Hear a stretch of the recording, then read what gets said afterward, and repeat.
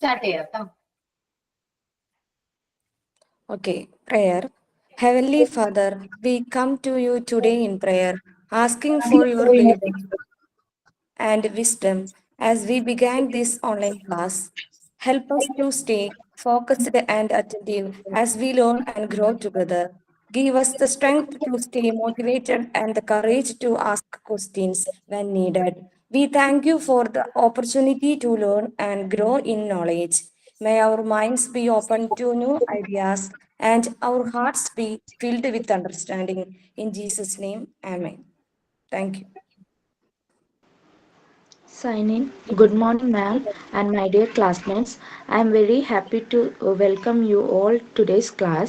Ma'am, we are excited to learn from you, and we know this section will help us new knowledge and understanding.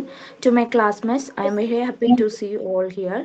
Let's enjoy class, share ideas, and learn together.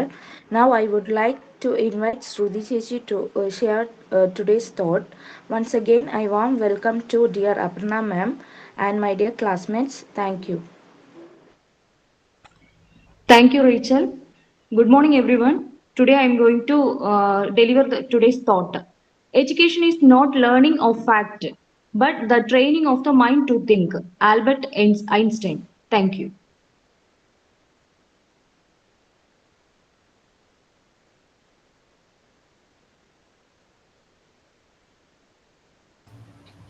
Okay, good morning all. നമ്മൾ ഏത് പോർഷനാണ് discuss ചെയ്തിരുന്നതെന്ന് ഓർമ്മയുണ്ടോ?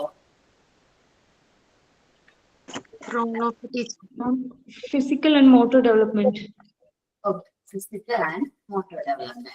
അതിൽ നമ്മൾ trends പറഞ്ഞോ? Motor development. Motor development complete ആയോ? Role of the teacher. അത് complete ആയി. ഇനി എടുക്കാനുള്ളത് role of the teacher. Okay, 1 minute, ഞാൻ PDF ഷെയർ ചെയ്യാം. പേജ് നമ്പർ 43 ട്ടാ.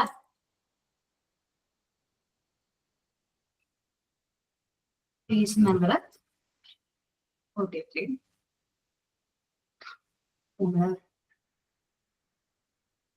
Role of the teacher. നമ്മള് ലാസ്റ്റ് ക്ലാസ്സിൽ നമ്മൾ ഡിസ്കസ് ചെയ്തത് മോട്ടോർ ഡെവലപ്മെന്റ്സിനെ കുറിച്ചിട്ടായിരുന്നു. എന്താണ് മോട്ടോർ ഡെവലപ്മെന്റ്, എന്താണ് fine motor development and gross motor development, അത് ഡീറ്റെയിൽ ആയിട്ട് നമ്മൾ എന്ത് ചെയ്തു, ഡിസ്കസ് ചെയ്തിട്ടുണ്ടായിരുന്നു. ദെൻ നമ്മൾ principles of motor development important ആയിട്ടുള്ള ഒരു പോർഷൻ ആയിരുന്നു, നമ്മളത് കവർ ചെയ്തു. കൈൻഡ്സ് ഓഫ് ട്രെൻഡ്സ് ആയിരുന്നു. Principles of motor development, different kinds of trends, ട്രെൻഡ്സിനെ കുറിച്ചിട്ടാണ് നമ്മൾ ഡീപ്ലി ഡിസ്കസ് ചെയ്തത്. മാസ് ടു സ്പെസിഫിക് ട്രെൻഡ്, നമ്മൾ കുട്ടികളെ ജനിക്കുമ്പോൾ ആദ്യം മാസ് റിയാക്ഷൻസ് ആയിരിക്കും, പിന്നെ അത് സ്പെസിഫിക് റിയാക്ഷനിലേക്ക് മാറുന്നു. ലാർജ് ടു സ്മോൾ ട്രെൻഡ്, കുട്ടികളിൽ ആദ്യം ഡെവലപ്പ് ആകുന്നത് ലാർജ് ഫണ്ടമെന്റൽ മസിൽസ് ആണ്, പിന്നീടാണ് സ്മോൾ ഫണ്ടമെന്റൽ മസിൽസ് ഡെവലപ്പ് ആകുന്നത്. ആദ്യം നമ്മുടെ ഗ്രോസ് മോട്ടോർ സ്കിൽസ് ആണ് ആദ്യം നടക്കുന്നത്, പിന്നീടാണ് ഫൈൻ മോട്ടോർ സ്കിൽസ് വരുന്നത്. അതാണ് ലാർജ് സ്മോൾ ഉള്ള ഡിഫറൻസ്. സെഫലോകോഡൽ ട്രെൻഡ്, ആദ്യം കുട്ടികളുടെ ഹെഡ് പൊസിഷനിലാണ് ഡെവലപ്മെന്റ് നടക്കുന്നത്, പിന്നീടാണ് ഡൗൺവേർഡ് ഡെവലപ്മെന്റ് വരുന്നത്, ടെയിലിലേക്ക് പോകുന്നത്. പ്രോസിമോ ഡിസ്റ്റന്റ് ട്രെൻഡ് എന്ന് പറയുന്നത് ഒരു കുട്ടീനെ സംബന്ധിച്ച് ആദ്യം സെൻട്രൽ ഓർഗൻസ് അല്ലെങ്കിൽ സെൻട്രൽ പാർട്ടിലാണ് ഡെവലപ്മെന്റ് നടക്കുന്നത്, പിന്നീടാണ് ഔട്ടർ പാർട്ടിലേക്ക് വരുന്നത്, എക്സ്റ്റേണൽ പാർട്സിലേക്ക് വരുന്നത്. Then bilateral to unilateral trend എന്ന് പറയുന്നത് കുട്ടികൾ ജനിക്കുമ്പോൾ ഒരു ബയലാറ്ററൽ സിമെട്രിക്കൽ ഓർഗാനിസം ആണ്. എന്ന് വെച്ചാൽ കുട്ടികൾക്ക് 2 കൈ, സാധാരണ നമ്മൾ എക്സാമ്പിൾ പറയുകയാണെങ്കിൽ 2 കൈ യൂസ് ചെയ്ത് അവരെല്ലാ കാര്യങ്ങളും ഈക്വലി, 2 ഹാൻഡ്സും എങ്ങനെയാണ് ഈക്വലി ഇമ്പോർട്ടന്റ് ആണ്. ദെൻ യൂണിലാറ്ററലിലേക്ക് പോകുന്നു, പിന്നീട് അവർക്ക് ഏതാണോ ഒരു കംഫർട്ടബിൾ ആയിട്ടുള്ള സൈഡ് അത് അവർ പ്രിഫർ ചെയ്യുന്നു. അവർ വലുതാവുന്നതിനനുസരിച്ച് അവർക്ക് ഏത് സൈഡാണോ കംഫർട്ടബിൾ ആ സൈഡിലേക്ക് അവർ മാറുന്നു. Then maximum two minimum trend നമ്മുടെ മാസ് ടു സ്പെസിഫിക് ട്രെൻഡ് ആയിട്ട് മാച്ച് ആണ്. ആദ്യം കുട്ടികൾക്ക് ഒരു ആക്ടിവിറ്റി ചെയ്യാനായിട്ട് മാക്സിമം എനർജി വേണം. ആ കുട്ടിയുടെ ഡെയിലി ലൈഫ് അല്ലെങ്കിൽ ആ ഒരു കാര്യം ചെയ്യേണ്ടി, ബോൾ അടുത്തേക്ക് കൂടി പോവാണെങ്കിൽ അത് ക്യാച്ച് ചെയ്യണമെങ്കിൽ അവരുടെ ഫുൾ എനർജി എടുത്തിട്ട് വേണം അവർ എന്ത് ചെയ്യാനായിട്ട്, ഒരു ബോൾ ക്യാച്ച് ചെയ്യാനായിട്ട്. പിന്നീട് കുറച്ച് വലുതാവുന്നതിനനുസരിച്ച് അവനെ ജസ്റ്റ് ഒരു കൈ കൊണ്ട് അവൻ ആ ബോൾ എന്ത് ചെയ്യാൻ പറ്റും, ക്യാച്ച് ചെയ്യാൻ പറ്റും. ഇത്രയുമായിരുന്നു നമ്മുടെ ലാസ്റ്റ് ക്ലാസ്സിൽ മോട്ടോർ ഡെവലപ്മെന്റ്സിനെ കുറിച്ചിട്ട് പറഞ്ഞത്. ഓക്കെ, ക്ലിയർ ആണോ എല്ലാവർക്കും motor development, principles of motor development? Then നമ്മൾ ഇനി മൂവ് ആവുന്നത് എന്താണ് ടീച്ചേഴ്സിന്റെ റോള്, നമ്മൾ ഓരോരുത്തരുടെയും റോൾ എന്താണ്, മോട്ടോർ ഡെവലപ്മെന്റിൽ നമ്മൾ ടീച്ചേഴ്സിന്റെ റോൾ എന്താണെന്നുള്ളതാണ് നമ്മൾ എന്ത് ചെയ്യാൻ പോകുന്നത്, ഡിസ്കസ് ചെയ്യാനായിട്ട് പോകുന്നത്. നമുക്ക് നോക്കാം. Role of teachers. ശരിയാണ്, കുട്ടികളെ സംബന്ധിച്ച് കുട്ടികളുടെ ഡെവലപ്മെന്റിൽ, മോട്ടോർ ഡെവലപ്മെന്റിൽ ഒരു ടീച്ചർക്ക് വളരെ ഇമ്പോർട്ടന്റ് ആയിട്ടുള്ള ഒരു റോള് ഉണ്ട്. അപ്പൊ അതില് 1 മിനിറ്റ് ഇതിന്റെ ഇതൊന്ന് എഫക്റ്റ് ഒന്ന് കൂട്ടിയിട്ട്.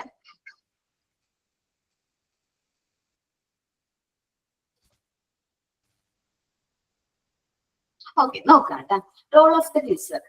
കുട്ടികളെ മോട്ടിവേറ്റ് ചെയ്യണം, അവരെ ആക്ടിവിറ്റീസ് ചെയ്യിപ്പിക്കാനും, അവർക്ക് ഒബ്ജക്ട്സ് ഹാൻഡിൽ ചെയ്യാനും, അതേപോലെ sensory activities, eye hand coordinations improve ചെയ്യാനായിട്ട് ഇംപ്രൂവ് ചെയ്യാൻ വേണ്ടിയിട്ട് നമ്മൾ അവരെ എന്ത് ചെയ്യണം, ഇനിഷ്യേറ്റ് ചെയ്യേണ്ടത് ആരാണ്, നമ്മൾ ടീച്ചേഴ്സ് ആണ്. അത് നമുക്ക് ഒരുപാട് നമ്മൾ മോണ്ടിസോറിൽ ഒരുപാട് മെറ്റീരിയൽസ് ഉണ്ട്, സെൻസറി റിലേറ്റഡ് ആയിട്ടുള്ള മെറ്റീരിയൽസ് ഉണ്ട്, ഐ ഹാൻഡ് കോർഡിനേഷൻ ഇംപ്രൂവ് ചെയ്യുന്ന മെറ്റീരിയൽസ് ഉണ്ട്. നമ്മുടെ നോബിൾഡ് സിലിണ്ടേഴ്സ്, ഞാൻ അതിനെ കുറിച്ച് പറഞ്ഞിട്ടില്ലായിരുന്നു ലാസ്റ്റ് ക്ലാസ്സിൽ, നോബിൾഡ് സിലിണ്ടേഴ്സിനെ കുറിച്ചിട്ട്. ഓക്കെ, നോബിൾഡ് സിലിണ്ടേഴ്സ്, അതേപോലെ കളറിംഗ് ബോക്സ് ഒക്കെ യൂസ് ചെയ്ത് നമുക്ക് ഈ ഫൈൻ മോട്ടോർ സ്കിൽസ് കാര്യങ്ങളൊക്കെ എന്ത് ചെയ്യാൻ പറ്റും, ഇംപ്രൂവ് ചെയ്യാനായിട്ട് പറ്റും. ദെൻ പ്രീ സ്കൂൾ ഡേയ്സ് അല്ലെങ്കിൽ പ്രൈമറി സ്കൂൾ ഡേയ്സ് എന്ന് പറഞ്ഞാൽ വളരെ ഇമ്പോർട്ടന്റ് ആയിട്ടുള്ള ടൈമാണ്. കുട്ടികളിൽ കൂടുതലായിട്ട് ആക്ടിവിറ്റീസ് നമുക്ക് കൊടുക്കാം, ക്ലേ വർക്കുകൾ കൊടുക്കാം. ഒരു 3 to 6 വയസ്സ് വരെയുള്ള കുട്ടികൾക്ക് നമുക്ക് ക്ലേ വർക്കുകൾ കൊടുക്കാൻ പറ്റും. കളറിങ് ചെയ്യാനായിട്ട് അവരെ പ്രോത്സാഹിപ്പിക്കാൻ പറ്റും. കളറിങ് നമ്മൾ പഠിക്കുന്നതിന്റെ ഭാഗമായിട്ട് തന്നെ കളറിങ് കൊണ്ടുവരാണെങ്കിൽ നല്ലതാണ്. കാരണം അവർക്ക് hand coordination, I hand coordination proper ആണെങ്കിൽ മാത്രമേ അവർക്ക് എന്ത് ചെയ്യാൻ പറ്റുള്ളൂ, കളറിങ് ചെയ്യാൻ പറ്റുള്ളൂ. ടിയറിങ് ഇങ്ങനെ മടക്കാനും, അതേപോലെ കട്ട് ചെയ്യാനായിട്ട് അധികം ഇതില്ലാത്ത മോശമില്ലാത്തൊരു കത്തി യൂസ് ചെയ്ത് കട്ട് ചെയ്യാനായിട്ട്, പെയിന്റിങ്, ത്രെഡിങ്, സ്വിങ്, ഇതൊക്കെ നമുക്ക് കുട്ടികളെ കൊണ്ട് ചെയ്യിക്കാൻ പറ്റുന്ന ആക്ടിവിറ്റീസ് ആണ്. അവർക്ക് ഈ early motor control and coordination കൊണ്ടുവരാനായിട്ട് ഏറ്റവും ഹെൽപ്ഫുൾ ആയിട്ടുള്ള ഓരോ ആക്ടിവിറ്റീസ് ആണ് നമ്മൾ പറഞ്ഞത്. ഇനിയിപ്പോ നിങ്ങള് കുട്ടികൾ എന്ത് ചെയ്യാണ്, നിങ്ങള് ട്രെയിനിങ്ങിന് വേണ്ടി പോകും.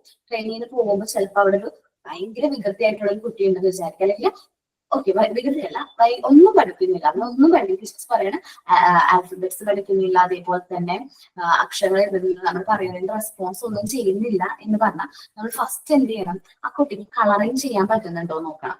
നമ്മളൊരു കളർ പേപ്പറും ക്രയോൺസും കൊടുക്കാം. അപ്പൊ ഭയങ്കര ഇൻട്രസ്റ്റ് ആകും കുട്ടി. ചിലപ്പോ ചില കുട്ടികൾക്ക് ഇൻട്രസ്റ്റ് ആയിട്ടാണ് ചെയ്തോട്. അപ്പൊ കളർ ചെയ്യുന്നുണ്ട്, പ്രോപ്പർ ആയിട്ടാണ് അവൻ കളർ ചെയ്യണമെങ്കിൽ അവൻ നമുക്ക് പെട്ടെന്ന് ഉണ്ടാക്കാൻ പറ്റും, നോർമൽ ചൈൽഡാക്കി മാറ്റാനായിട്ട് പറ്റും. സപ്പോസ് ആ കുട്ടി കളറിങ് ചെയ്യുന്നില്ല, അല്ലെങ്കിൽ അത്ര വൃത്തിയിലല്ല ചെയ്യുന്നുണ്ടെങ്കിൽ അവൻ നമ്മൾ വീണ്ടും വീണ്ടും ഈ കളറിങ് ശീലിപ്പിക്കണം. കാരണം കണ്ടിന്യൂസ് ആയിട്ട് നമുക്ക് അവനെ ആ ഒരു കളറിങ് ചെയ്യിക്കാം. അത് പ്രാക്ടീസ് ചെയ്യിക്കുന്നതിലൂടെ അവൻ എന്തായിട്ട് മാറും, നോർമൽ ചൈൽഡായിട്ട് മാറും. അപ്പൊ നമുക്ക് ഓരോ ടൈമിലും ഓരോ ആക്ടിവിറ്റീസും കുട്ടികളിൽ ഇംപ്ലിമെന്റ് ചെയ്യണം. ഓരോ കുട്ടിയുടെ ക്യാരക്ടറിസ്റ്റിക്സ് അനുസരിച്ചിട്ട് വേണമായിരിക്കും നമ്മൾ എന്ത് ചെയ്യേണ്ടത്, കുട്ടികൾ ഓരോ ആക്ടിവിറ്റീസും ഇംപ്ലിമെന്റ് ചെയ്യേണ്ടത്. കളറിങ് നല്ലൊരു ആക്ടിവിറ്റി ആണ്. നമുക്ക് ആ കുട്ടി ഡീവിയേറ്റഡ് ആണോ, അല്ലെങ്കിൽ അവന് കൺട്രോൾ ആൻഡ് കോർഡിനേഷൻ ഉണ്ടോ, ഹാൻഡ് കോർഡിനേഷൻ ഉണ്ടോ എന്നൊക്കെ ചെക്ക് ചെയ്യാനായിട്ട് ഈ കളറിങ് വളരെയധികം ഹെൽപ്ഫുൾ ആണ്. ആ കളറുകൾ സെൻസ് ചെയ്യാൻ പറ്റുന്നുണ്ടോ എന്നൊക്കെ നമുക്ക് മനസ്സിലാക്കാനായിട്ട് പറ്റും. ദെൻ നമ്മള് തേർഡ് പോയിന്റ് ആണ്, നമ്മൾ സ്യൂട്ടബിൾ ആയിട്ടുള്ള പ്ലേ ആക്ടിവിറ്റീസ് കുട്ടികളിൽ കൊടുക്കണം. അസംബ്ലിങ് ആൻഡ് സ്കിൽ കൺസ്ട്രക്ഷൻ കാര്യങ്ങളൊക്കെ ഇംപ്രൂവ് ചെയ്യാൻ വേണ്ടിയിട്ട് നമ്മൾ പ്ലേ ആക്ടിവിറ്റീസ് കൊടുക്കണം. അത് നമ്മൾ ചിന്തിച്ച് തന്നെ നമുക്ക് ഓരോ ആക്ടിവിറ്റീസ് നമുക്ക് ക്രിയേറ്റ് ചെയ്യാനായിട്ട് പറ്റും. ബോൾ പാസിങ്, അതേപോലെ തന്നെ അങ്ങനെ ചെറിയ ആക്ടിവിറ്റി. ഇപ്പൊ ആദ്യം ബോൾ പാസ് ചെയ്യുന്ന പൊസിഷനിലായിരിക്കും രണ്ടാമത് ബോൾ പാസ് ചെയ്യുന്നത്. നമുക്ക് ഓരോ ആക്ടിവിറ്റീസ് നമ്മുടെ ക്രിയേറ്റീവായിട്ട് നമ്മൾ ഒരു ചിലപ്പോൾ നമുക്ക് 30 days ആയിരിക്കും നമുക്ക് എന്ത് കിട്ടുന്നത്, ഇന്റേൺഷിപ്പിൽ കിട്ടുന്നത്. സോ 30 days നമ്മൾ ഏതെങ്കിലും ഒരു പ്ലേ ആക്ടിവിറ്റി കൂടി നമ്മുടെ എന്താണ് കരിക്കുലത്തിന്റെ ഭാഗമാക്കണം. നമ്മൾ ടീച്ച് ചെയ്യണം, അതിനൊപ്പം തന്നെ ഒരു ചെറിയ പ്ലേ ആക്ടിവിറ്റി. കാരണം ഈ ഫൈൻ മോട്ടോർ സ്കിൽസ് ഇംപ്രൂവ് ചെയ്യുന്ന, കോർഡിനേറ്റ് ചെയ്യാൻ പറ്റുന്ന ഒരു പ്ലേ ആക്ടിവിറ്റി കൂടി നമ്മൾ പ്ലാൻ ചെയ്ത് അത് ഇംപ്ലിമെന്റ് ചെയ്യുന്നത് നല്ലതായിരിക്കും. മാം ജിഷ മാം പറഞ്ഞ ഇന്റേൺഷിപ്പ് 15 ദിവസം എന്നാണല്ലോ, 15 ദിവസമാണോ അതോ 30 ദിവസം, ഒരു മാസമാണോ? അത് ഓരോ ഇൻസ്റ്റിറ്റ്യൂട്ട് അനുസരിച്ചിരിക്കും കുട്ടികളെ. ചില ഇൻസ്റ്റിറ്റ്യൂട്ട് നമുക്ക് 1 month കിട്ടും, ചില ഇൻസ്റ്റിറ്റ്യൂട്ട് ചിലപ്പോൾ 15 days 10 days കിട്ടുന്നവരുണ്ട്. അപ്പൊ നമുക്ക് ആരെയാണ് ഇൻഫോം ചെയ്യേണ്ടത് ഇന്റേൺഷിപ്പിന് പോവുകയാണെന്ന്? അത് ഇവിടെ നിങ്ങളാരാണ് കോണ്ടാക്ട് ചെയ്യുന്നത്, ആരാണ്? കറക്റ്റ് ആയിട്ട് അറിയില്ല മാം. നമ്മള് ഫീസ് റിലേറ്റഡ് മാം ജിഷ മാമിനോട് ചോദിച്ചപ്പോ ജിഷ മാം പറഞ്ഞത് മാമിനെ കോണ്ടാക്ട് ചെയ്താൽ മതി, മാം സാറിനോട് പറഞ്ഞോളാന്നാ പറഞ്ഞത്. ഓക്കെ, ജിഷാൻസിനോട് പറഞ്ഞാൽ മതി. സാധാരണ PROs വഴി നമ്മള് ഇവിടുന്ന് ഇന്റേൺഷിപ്പിന്റെ സർട്ടിഫിക്കറ്റ് ഒരു ലെറ്റർ ഒക്കെ വാങ്ങിച്ചിട്ടാണ് കുട്ടികൾ പോവാറ്. മേ ബി ജിഷ്ടിച്ചിട്ട് നമ്മുടെ കയ്യിലുണ്ടെങ്കിൽ അങ്ങനെ ചെയ്യാം. അതല്ല പക്ഷെ ഉണ്ട്. എല്ലാവർക്കും കൂടി ഒരുമിച്ച് പോകുവാണെങ്കിൽ നമുക്ക് ക്ലാസ് ഒന്ന് അഡ്ജസ്റ്റ് ചെയ്യായിരുന്നു മാം. അല്ലെങ്കിൽ മനസ്സിലായില്ല. എല്ലാവരും ഏകദേശം ഏത് ടൈമിലാണ് ഒരുമിച്ചാണ് പോണേ, നമുക്ക് ക്ലാസ്സിന്റെ കാര്യം നമുക്ക് പകല് ക്ലാസ്സിൽ അറ്റൻഡ് ചെയ്യാൻ പറ്റില്ലല്ലോ മാം ട്രെയിനിങ്ങിന് പോകുമ്പോ. ഇന്ന് 13 അല്ലേ ബാച്ച്? എന്റെ അഭിപ്രായത്തില്, എന്റെ പേഴ്സണൽ അഭിപ്രായം, നിങ്ങൾ ആരെങ്കിലും പ്രാക്ടിക്കലിൽ പോയിട്ടുണ്ടോ? ഇന്റേൺഷിപ്പിൽ പോയിട്ടുണ്ടോ? No ma'am. ഓക്കെ, അപ്പൊ എന്റെ ഒരു പേഴ്സണൽ അഭിപ്രായമാണ്. നിങ്ങൾ ടീച്ചറോട് സംസാരിക്കാം. പാർട്ട് 3 എന്ന് പറയുന്ന ഒരു പാർട്ട് ഉണ്ട്. നമ്മള് മൊഡ്യൂൾ 1 പാർട്ട് 3 എന്ന് പറയുന്ന പാർട്ട് ഉണ്ട്. നമ്മുടെ ഹാർട്ട് നമ്മൾ ഈ ഒരു സിലബസിന്റെ തന്നെ മെയിൻ ഹാർട്ടിന് പാർട്ട് 1ന്റെയും 2ന്റെയും എക്സാം കഴിഞ്ഞിട്ടായിരിക്കും പാർട്ട് 3ലേക്ക് കടക്കുന്നത്. ചിലപ്പോൾ നേരത്തെ വരാം. പാർട്ട് 3 ഒരു 3/4 ഭാഗത്തോളം ആകുമ്പോൾ 75% കംപ്ലീറ്റ് ആകുമ്പോൾ ഞങ്ങൾ എന്ത് ചെയ്യും? പ്രാക്ടിക്കൽ മെറ്റീരിയൽസും കാര്യങ്ങളും നിങ്ങൾക്ക് ഇൻട്രൊഡ്യൂസ് ചെയ്യും. അത് കഴിഞ്ഞിട്ട് പോവാണെങ്കിൽ കുറച്ചും കൂടി നല്ലതായിരിക്കും എന്ന് എനിക്ക് തോന്നുന്നു. എന്റെ പേഴ്സണൽ അഭിപ്രായമാണ്. അപ്പൊ നിങ്ങൾ ഒരുമിച്ചൊരു 50 days ഒരുമിച്ച് പോവാൻ നമുക്ക് മാമിനോട് റിക്വസ്റ്റ് ചെയ്യാം. പ്രസിദ്ധ മാമിനോട് റിക്വസ്റ്റ് ചെയ്തിട്ട് വേണമെങ്കിൽ നമുക്ക് നൈറ്റ് ക്ലാസ് അങ്ങനെ ചെയ്യുകയാണെങ്കിൽ കുഴപ്പമുണ്ടാവില്ലല്ലോ. ഞാനും ടീച്ചറും അശ്വതി ദിവസം മാത്രമേ ഉള്ളൂ. ഓക്കെ, അപ്പൊ അങ്ങനെ ചെയ്യാം. നമുക്ക് നിങ്ങൾ റിക്വസ്റ്റ് ചെയ്താൽ മതി. ഒരുമിച്ച് പോവാൻ ഉദ്ദേശിക്കുന്നു കാര്യങ്ങൾ പറഞ്ഞാൽ മതി. ഓക്കെ, ദെൻ ഞാൻ പറയാൻ പറ്റില്ല. പാർട്ട് 3 നമുക്ക് 75% കംപ്ലീറ്റ് ആവണം കേട്ടോ. ഓക്കെ, പാർട്ട് 3 കംപ്ലീറ്റ് ആയിട്ട് പോയാലും അതായാലും മതി. പാർട്ട് 3 കംപ്ലീറ്റ് ആയിട്ട് പോകുമ്പോൾ നമുക്ക് എന്താ പ്രശ്നം വരാന്ന് പറയാം. പ്രാക്ടിക്കൽ മെറ്റീരിയലും കഴിഞ്ഞിട്ടുണ്ടാവും. പെട്ടെന്ന് എക്സാമിന്റെ ആ ഒരു ടെൻഷനും കാര്യങ്ങൾ വരുമോ എന്നുള്ളൊരു പേടിയാണ് ഞാൻ ചോദിച്ചത്, എനിക്ക് തോന്നിയത്. അപ്പൊ പാർട്ട് 3 ഒരു 75% കഴിയുമ്പോൾ നിങ്ങൾ പോയി തുടങ്ങിക്കും. ഓക്കെ, അപ്പൊ നമ്മൾ എന്താ പറഞ്ഞുകൊണ്ടിരുന്നത്? മോട്ടോർ സ്കിൽസിന്റെ കാര്യം പറഞ്ഞത്. കുട്ടികളുടെ മോട്ടോർ സ്കിൽസ് ഒക്കെ ഇംപ്രൂവ് ചെയ്യുന്ന കാര്യം. ഇപ്പൊ പ്ലേ ആക്ടിവിറ്റീസ്, നിങ്ങളുടേതായ ക്രിയേറ്റീവ് ആയിട്ടുള്ള രീതിയിൽ പ്ലേ ആക്ടിവിറ്റീസ് കൊടുക്കാം. ഈ നമ്പേഴ്സ് കൗണ്ട് ചെയ്യുമ്പോഴേ കൗണ്ട് ചെയ്യാനായിട്ട് നമ്മൾ ബീറ്റ്സ് കാര്യങ്ങൾ ഇത് ചെയ്യുന്നുണ്ട്. അതേപോലെ ഇത് നമ്പേഴ്സ് ഏതാണോ ഓരോ ആക്ടിവിറ്റീസ് നിങ്ങൾ നമ്മളുടേതായ ക്രിയേറ്റീവ് ഐഡിയാസിൽ ക്രിയേറ്റ് ചെയ്യാം. ഞാൻ എന്റെ ഐഡിയാസ് പറഞ്ഞു കഴിഞ്ഞാൽ ചിലപ്പോൾ നിങ്ങൾക്ക് അത് ക്യാച്ച് ചെയ്യണമെന്നില്ല. നിങ്ങളുടേതായ ഐഡിയാസ് ക്രിയേറ്റ് ചെയ്യാം. ഇനി demonstrate motor skill for beginners. ബിഗിനേഴ്സിന് മോട്ടോർ സ്കിൽസും കാര്യങ്ങളും ഡെമോൺസ്ട്രേറ്റ് ചെയ്ത് കൊടുക്കണം. നമ്മുടെ ക്ലാസ്സിലേക്ക് ആദ്യമായിട്ട് ഒരു കുട്ടി വരാണെങ്കിൽ ആ കുട്ടിക്ക് മോട്ടോർ സ്കിൽസും എങ്ങനെയാണ് ഫൈൻ മോട്ടോർ സ്കിൽസ് കാര്യങ്ങൾ, അതേപോലെ തന്നെ മെറ്റീരിയൽസ്, ഫ്രീ റൈറ്റിംഗ് ബോർഡ്സ് ഒക്കെ ഇൻട്രൊഡ്യൂസ് ചെയ്യാം. ഒരു 3 വയസ്സുള്ള ഒരു കുട്ടിക്ക് ഇൻട്രൊഡ്യൂസ് ചെയ്യാൻ പറ്റുന്ന ഒരു മെറ്റീരിയൽ ആണ് ഫ്രീ റൈറ്റിംഗ് ബോർഡ്സ്. ഞാൻ നിങ്ങൾ പറഞ്ഞിട്ടുണ്ടാവണം. ഫ്രീ റൈറ്റിംഗ് ബോർഡ്സ് യൂസ് ചെയ്ത് അവരെങ്ങനെയാണ് പെൻസിൽസ് ആ സ്റ്റൈലസ് എന്ന് പറയുന്ന ഒരു മെറ്റീരിയൽ ആണ് ഫ്രീ റൈറ്റിംഗ് ബോർഡ്സ് യൂസ് ചെയ്യുന്നത്. സ്റ്റൈലസ് യൂസ് ചെയ്ത് അവരെങ്ങനെയാണ് നമ്മുടെ ഈ ഹാൻഡ് കോർഡിനേറ്റ് ചെയ്യുന്നത്, ഫിംഗേഴ്സ് കോർഡിനേഷനും കാര്യങ്ങളൊക്കെ മനസ്സിലാക്കാനായിട്ട് പറ്റും. Then provide manual guidance to the children as it is more fruitful than verbal lesson. നമ്മൾ എപ്പോഴും വെർബലായിട്ട് കാര്യങ്ങൾ പറഞ്ഞു കൊടുക്കുന്നതിലും നല്ലത് ഒരു മാനുവൽ ഗൈഡൻസ് കൊടുത്താൽ മതി. അവർ ചെയ്യുന്നുണ്ടോ, ആക്ടിവിറ്റീസ് ചെയ്യുന്നുണ്ടോ എന്ന് ഒബ്സർവ് ചെയ്യാം. ഒരു മെറ്റീരിയൽ നമ്മൾ ഇൻട്രൊഡ്യൂസ് ചെയ്ത് കഴിഞ്ഞിട്ടുണ്ടെങ്കിൽ ആ മെറ്റീരിയൽ എങ്ങനെയാണെന്ന് ഡെമോൺസ്ട്രേറ്റ് ചെയ്ത് കൊടുക്കണം. ഇപ്പൊ നിങ്ങൾക്കും ഞാൻ അങ്ങനെ തന്നെ ചെയ്യുള്ളൂ. നമ്മൾ ഓൺലൈൻ ക്ലാസ്സിൽ ആദ്യം തന്നെ നമുക്ക് എന്ത് ചെയ്യും? ഡെമോൺസ്ട്രേറ്റ് ചെയ്ത് കാണിച്ചു, വീഡിയോ ഒക്കെ ഓൺ ചെയ്ത് നമ്മളെ മെറ്റീരിയൽസ് ഞങ്ങൾ അറേഞ്ച് ചെയ്ത് ക്ലാസ് കാണിച്ചത്. അത് കഴിഞ്ഞിട്ട് നിങ്ങൾ എന്ത് ചെയ്യണം? അത് നിങ്ങൾ ഇൻസ്റ്റിറ്റ്യൂട്ടിൽ വരുമ്പോൾ നിങ്ങൾ തന്നെ സ്വയം ചെയ്യിക്കുകയാണ് ചെയ്യുന്നത്. അല്ലെങ്കിൽ ഞങ്ങൾ പറഞ്ഞു തരുന്നതിനെക്കുറിച്ച് നിങ്ങൾ സ്വയം ചെയ്യുകയാണ് ചെയ്യുന്നത്. അപ്പൊ എല്ലാവരും പ്രാക്ടിക്കൽ ക്ലാസ്സിന്റെ ഓൺലൈൻ ക്ലാസ് കാണണം കേട്ടോ, മിസ്സാക്കരുത്. അപ്പൊ കുറച്ച് നമ്മൾ വെറുതെ പറയുന്നതിനേക്കാളും നല്ലത് നമ്മൾ ആ സ്കിൽസും കാര്യങ്ങളും മനസ്സിലാക്കുമ്പോൾ അത് നമ്മൾ സ്വയം ചെയ്ത് മനസ്സിലാക്കുമ്പോൾ നിങ്ങൾക്ക് കുറച്ചും കൂടി എക്സ്പീരിയൻസ് ആവും. കാരണം നമ്മൾ ഈ പറയുന്നതിനേക്കാൾ കുറച്ചും കൂടി ഫ്രൂട്ട്ഫുൾ ആണ് നമ്മുടെ എക്സ്പീരിയൻസ് ചെയ്യുന്നത്. നമ്മുടെ മെറ്റീരിയൽസിന്റെ കാര്യങ്ങൾ ഞാൻ ഈ വീഡിയോയിലും ഫോട്ടോസിലൊക്കെ കാണിച്ചില്ലേ, അപ്പൊ അതിനേക്കാളും ഒത്തിരി ബെനിഫിഷ്യൽ ആയിരിക്കും നിങ്ങൾ ആ മെറ്റീരിയൽസ് ഹാൻഡിൽ ചെയ്യുമ്പോൾ. ആ മെറ്റീരിയൽസ് നമ്മൾ സെൻസ് ചെയ്യുന്നു, ടച്ച് ചെയ്യുന്നു, അത് നമ്മൾ സീ ചെയ്യുന്നു, കാണുന്നു, നമ്മൾ ഫീൽ ചെയ്യാണ്. ആ മെറ്റീരിയൽസിനോട് പ്രത്യേക ഇഷ്ടം നിങ്ങൾക്ക് തോന്നും. Then proficiency of motor control rely on constant practice. Continuous ആയിട്ടുള്ള പ്രാക്ടീസിലൂടെ മാത്രമാണ് ഈ മോട്ടോർ കൺട്രോൾ റിലേ ആവുന്നത്, ഇംപ്രൂവ് ആവുന്നത്. കണ്ടിന്യൂസ്ലി ഒരു കുട്ടി ആ വർക്ക് വീണ്ടും വീണ്ടും ചെയ്യുകയാണെങ്കിൽ അവർ മോട്ടോർ സ്കിൽസ് കാര്യങ്ങളൊക്കെ എന്തെങ്കിലും ഇംപ്രൂവ് ചെയ്യും. പിന്നെ അതേപോലെ തന്നെ ഇപ്പൊ ടീച്ചേഴ്സ് ആണല്ലോ ഞങ്ങള്, ചിലപ്പോ ഞങ്ങള് എല്ലാ ദിവസവും ഇപ്പൊ നമ്മുടെ ഇൻസ്റ്റിറ്റ്യൂട്ടിലല്ല, നമ്മളൊരു സ്ഥലത്ത് ടീച്ചറായിട്ട് വർക്ക് ചെയ്യുകയാണെങ്കിൽ, ഇൻസ്റ്റിറ്റ്യൂട്ടിലല്ല സ്കൂളിൽ വർക്ക് ചെയ്യുകയാണെങ്കിൽ, മോണ്ടിസോറി സ്കൂളിൽ വർക്ക് ചെയ്യുകയാണെങ്കിൽ ഞങ്ങൾക്ക് മെറ്റീരിയൽസ് നല്ല രീതിയിൽ ഹാൻഡിൽ ചെയ്യേണ്ടതായിട്ട് വരും. പക്ഷേ ഞങ്ങൾ ടീച്ചേഴ്സും ചിലപ്പോ ഒരു മന്ത്ലി ഒരു 5 ടൈംസോ അല്ലെങ്കിൽ 3 ടൈംസ് മാത്രമാണ് ഈ മെറ്റീരിയൽസ് കാര്യങ്ങൾ എന്ത് ചെയ്യുന്നത്, ഹാൻഡിൽ ചെയ്യുന്നത്. ലൈവ് പ്രാക്ടിക്കൽ ക്ലാസ്, അതേപോലെ തന്നെ ഓഫ്ലൈൻ പ്രാക്ടിക്കൽ ക്ലാസ്, ആ ടൈമിൽ മാത്രമാണ് എന്ത് ചെയ്യുന്നത്, ഇത് പ്രാക്ടീസ് ചെയ്യുന്നത്. നമ്മളപ്പോ ആ പ്രാക്ടീസിന്റെ കുറവ് ഞങ്ങൾക്ക് ഉണ്ടാവാറുണ്ട്. ഞങ്ങൾക്ക് ചിലപ്പോൾ മിസ്റ്റേക്ക് ഒക്കെ പറ്റി പോകാറുണ്ട്. എന്ന് വെച്ചാൽ നമ്മുടെ മെറ്റീരിയൽസ് ഇത്തിരി നമ്മൾ കോൺസ്റ്റന്റ് ആയിട്ട് പ്രാക്ടീസ് ചെയ്യുകയാണെങ്കിൽ നമുക്ക് നല്ലൊരു റിസൾട്ട് കിട്ടുന്ന ഒരു മെറ്റീരിയൽ ആണ്. ചിലപ്പോൾ ചെറിയ മിസ്റ്റേക്ക് ഒക്കെ പറ്റും, അല്ലാത്ത വർഷം പെർഫെക്റ്റ് ആയിട്ട് നമുക്ക് ചെയ്യാനായിട്ട് പറ്റും. നമ്മൾ എത്ര പ്രാവശ്യം ആ മെറ്റീരിയൽസ് യൂസ് ചെയ്യുന്നു അത്രയും നമ്മൾ പെർഫെക്റ്റ് ആയിട്ട് മാറും. ഇപ്പൊ എന്നെ സംബന്ധിച്ച് പറഞ്ഞിട്ടുണ്ടെങ്കിൽ മാത്തമാറ്റിക്കൽ ഏരിയയാണ് ഏറ്റവും കൂടുതൽ ഇഷ്ടം. നമ്മുടെ മോണ്ടിസോറി പ്രാക്ടിക്കൽ ഏരിയ നോക്കിക്കഴിഞ്ഞാൽ practical life area, sensory area, അങ്ങനെ 5 ഏരിയ ആയിട്ട്, ലാംഗ്വേജ് ഏരിയ 5 ഏരിയ ആയിട്ട് ഡിവൈഡ് ചെയ്തിട്ടുണ്ട്. അത് 5ാമത്തെ ഏരിയ ആണ് മാത്തമാറ്റിക്കൽ ഏരിയ. എനിക്ക് ഏറ്റവും ഇഷ്ടമുള്ള ഒരു മെറ്റീരിയൽ അല്ലെങ്കിൽ ഒരു ഏരിയ തന്നെയാണ് മാത്തമാറ്റിക്കൽ ഏരിയ എന്ന് പറയുന്നത്.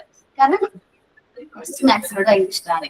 അപ്പൊ മാത്തമാറ്റിക്കൽ ഏരിയയിൽ വരുമ്പോൾ കൗണ്ടിങ് കാര്യങ്ങൾ എങ്ങനെ പഠിപ്പിക്കുന്നത്, അത് ഓരോ മെറ്റീരിയൽസ് യൂസ് ചെയ്ത കൗണ്ടിങ് പഠിപ്പിക്കുന്നത്.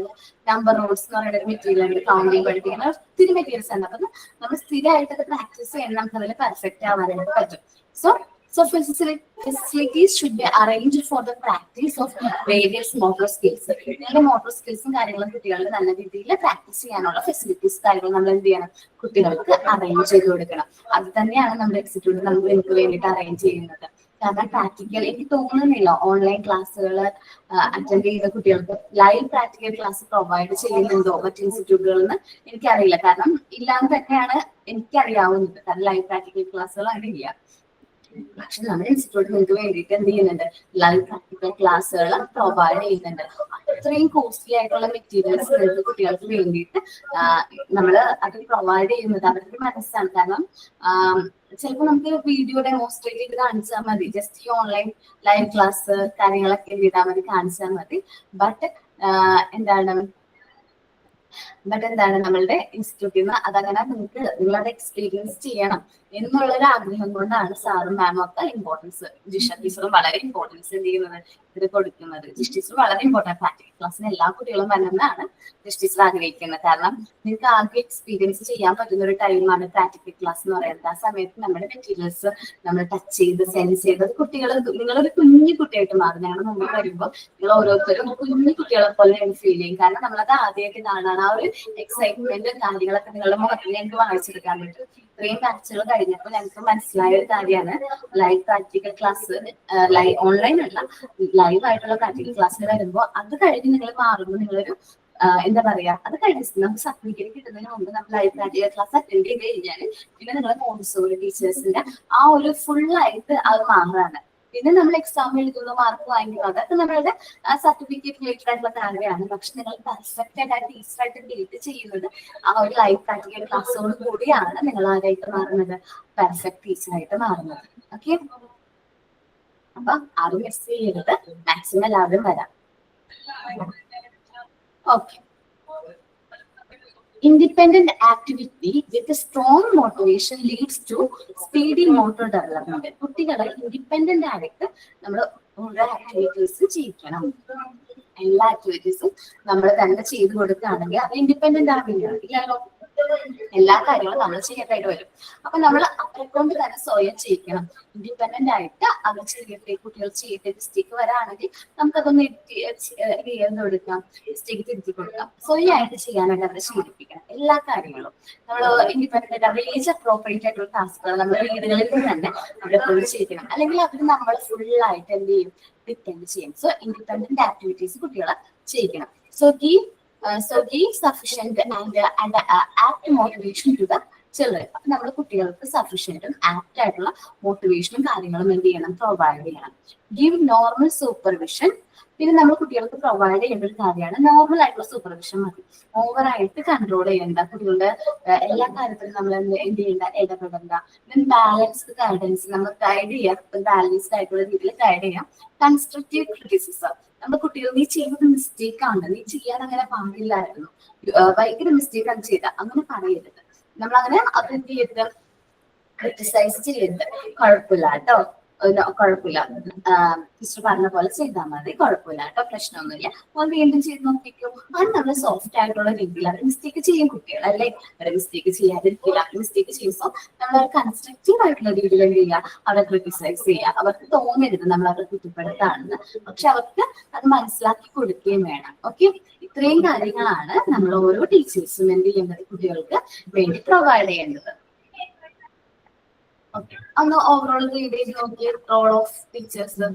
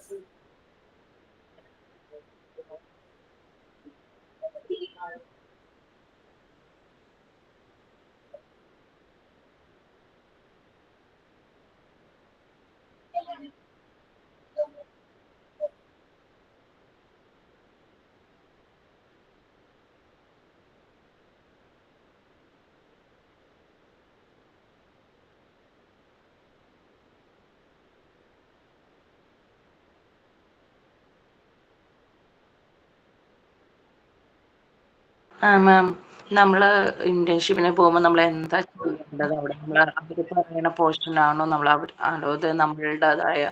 ഓക്കെ, അത് രണ്ട് രീതിയിൽ വരാറുണ്ട്. ഇന്റേൺഷിപ്പിന് ചില സമയത്ത് നമ്മൾക്ക് അവിടെ നിന്ന് പറയും അവരുടെ പോർഷൻസ് മതി, അവരുടെ സിലബസ് കാര്യങ്ങൾ നമ്മൾ കുട്ടികളെ പഠിപ്പിച്ചാൽ മതി എന്ന് പറയും. ചിലപ്പോൾ നമ്മൾക്ക് ഫുൾ ഫ്രീഡം തരും, നമ്മളോട് പറയും നിങ്ങൾക്ക് നിങ്ങൾ എന്താണോ പഠിച്ചത് അത് തന്നെ എന്ത് ചെയ്യാൻ പറയും, ഡെമോൺസ്ട്രേറ്റ് ചെയ്യാനായിട്ട് പറയും, നമ്മളോട് ചെയ്തോളാം പറയും. അത് രണ്ട് രീതിയിലും വരാറുണ്ട്. നമ്മളുടെ ആ പോകുന്ന ഇൻസ്റ്റിറ്റ്യൂഷനനുസരിച്ച് നമ്മൾ എന്ത് ചെയ്യണം, നമ്മളത് ഡിസൈഡ് ചെയ്യേണ്ടത് വരും കേട്ടോ. അവർ ചിലപ്പോൾ നമ്മളോട് ഡിമാൻഡ് വെക്കും, നമ്മൾ ഇപ്പൊ എക്സാം ഒക്കെ എടുത്ത് വെക്കുമ്പോഴാണ് പോകുന്നതെങ്കിൽ നിങ്ങൾ ഈ പോർഷൻ മാത്രം ഒന്ന് റിവൈസ് ചെയ്താൽ മതി എന്ന് പറയും. അങ്ങനെ റിവൈസ് ചെയ്യുമ്പോഴും നമ്മൾ നമ്മളുടേതായ മെറ്റീരിയൽസ് കാര്യങ്ങൾ ഉണ്ടാവും. അപ്പൊ കുട്ടികളോട് ആൽഫബറ്റ്സ് ആണ് കൂടുതൽ നോക്കാൻ പറഞ്ഞാൽ സ്റ്റാൻഡേർഡ് ആൽഫബറ്റ്സ് അവർ ഇൻട്രൊഡ്യൂസ് ചെയ്യണം, ആൽഫബറ്റ് ചാർട്ടുകൾ ഇൻട്രൊഡ്യൂസ് ചെയ്യാം. അത് നമ്മളുടേതായ രീതിയിൽ അവരുടെ കൗണ്ടിങ് മാത്സ് എടുക്കാനാണ് പറയുന്നെങ്കിൽ കൗണ്ടിങ് റിലേറ്റഡ് ആയിട്ടുള്ള ആക്ടിവിറ്റീസ് നമ്മളറിയാലോ, നമ്പർ ചാർട്ട്, അത് കാര്യങ്ങളൊക്കെ നമ്മൾ അവർക്ക് എന്ത് ചെയ്യാം, ഇൻട്രൊഡ്യൂസ് ചെയ്യാം. നമ്മൾ ചെയ്യുമ്പോൾ നമ്മുടെ മെറ്റീരിയൽസും കാര്യങ്ങളും കൂടി കൂടുതലായിട്ട് എന്ത് ചെയ്യാം, ഇൻക്ലൂഡ് ചെയ്ത് ചെയ്യിക്കാൻ നോക്കാം. നമ്മൾ ക്രിയേറ്റീവ് ആയിട്ട് മെറ്റീരിയൽസും കാര്യങ്ങളും നമ്മൾ എന്ത് ചെയ്യേണ്ടത് വരും, പ്രിപ്പയർ ചെയ്യേണ്ടത് വരും, നമ്മൾ ചെയ്യേണ്ടതായിട്ട് വരും.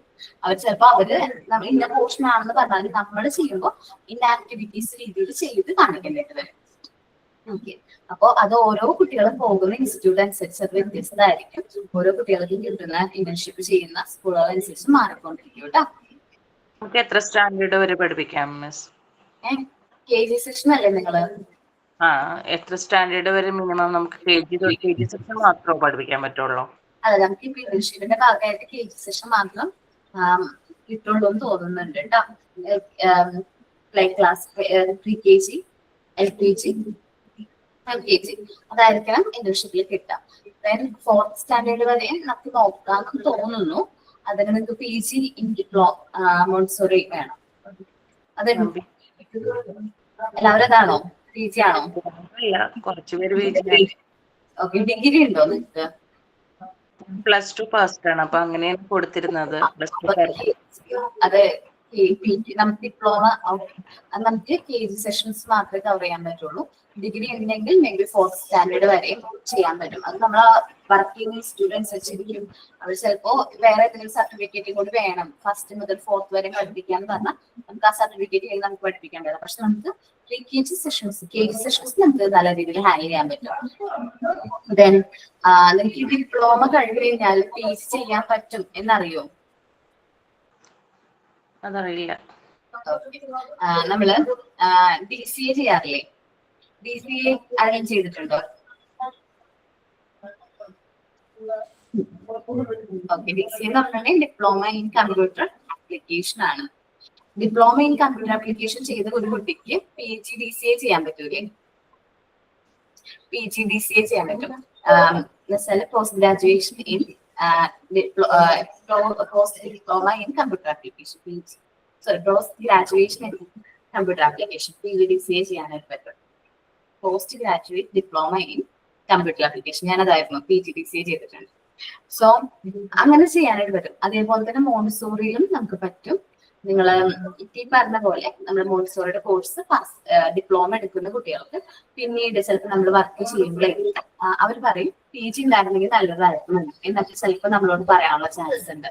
ഞാൻ കേട്ടിട്ടുള്ളതുകൊണ്ട് പറയാം, PG ഉള്ളത് നല്ലതാണ്. PG കുറച്ചും കൂടി പ്രിഫറബിൾ ആണ്. അപ്പൊ നമുക്ക് PG ഉണ്ടെങ്കിലും അതേ പ്രിഫറൻസ് കൊടുക്കുന്നത് PG കുട്ടികൾക്കായിരിക്കും. ഡിപ്ലോമ കഴിഞ്ഞിട്ട് നമുക്ക് എന്ത് ചെയ്യാൻ പറ്റും? PGയും കൂടി ചെയ്യാനായിട്ട് പറ്റും. കൂടുതൽ ഇൻഫർമേഷൻ ചില ഡിപ്ലോമ ഈ മോണ്ടിസോറി കംപ്ലീറ്റ് ആയതിനു ശേഷം PG എടുക്കാനായിട്ട് നമുക്കൊരു ഓപ്ഷൻ ഉണ്ട്. PGയുടെ ക്ലാസ് 1 hour കൂടി എക്സ്ട്രാ വരും എന്ന് പറഞ്ഞായിരുന്നേ. അപ്പൊ അതെന്നായിരിക്കും? PGയിലാണോ ജോയിൻ ചെയ്തിരിക്കുന്നത്? എടുത്തേക്കുന്നത് ആണോ?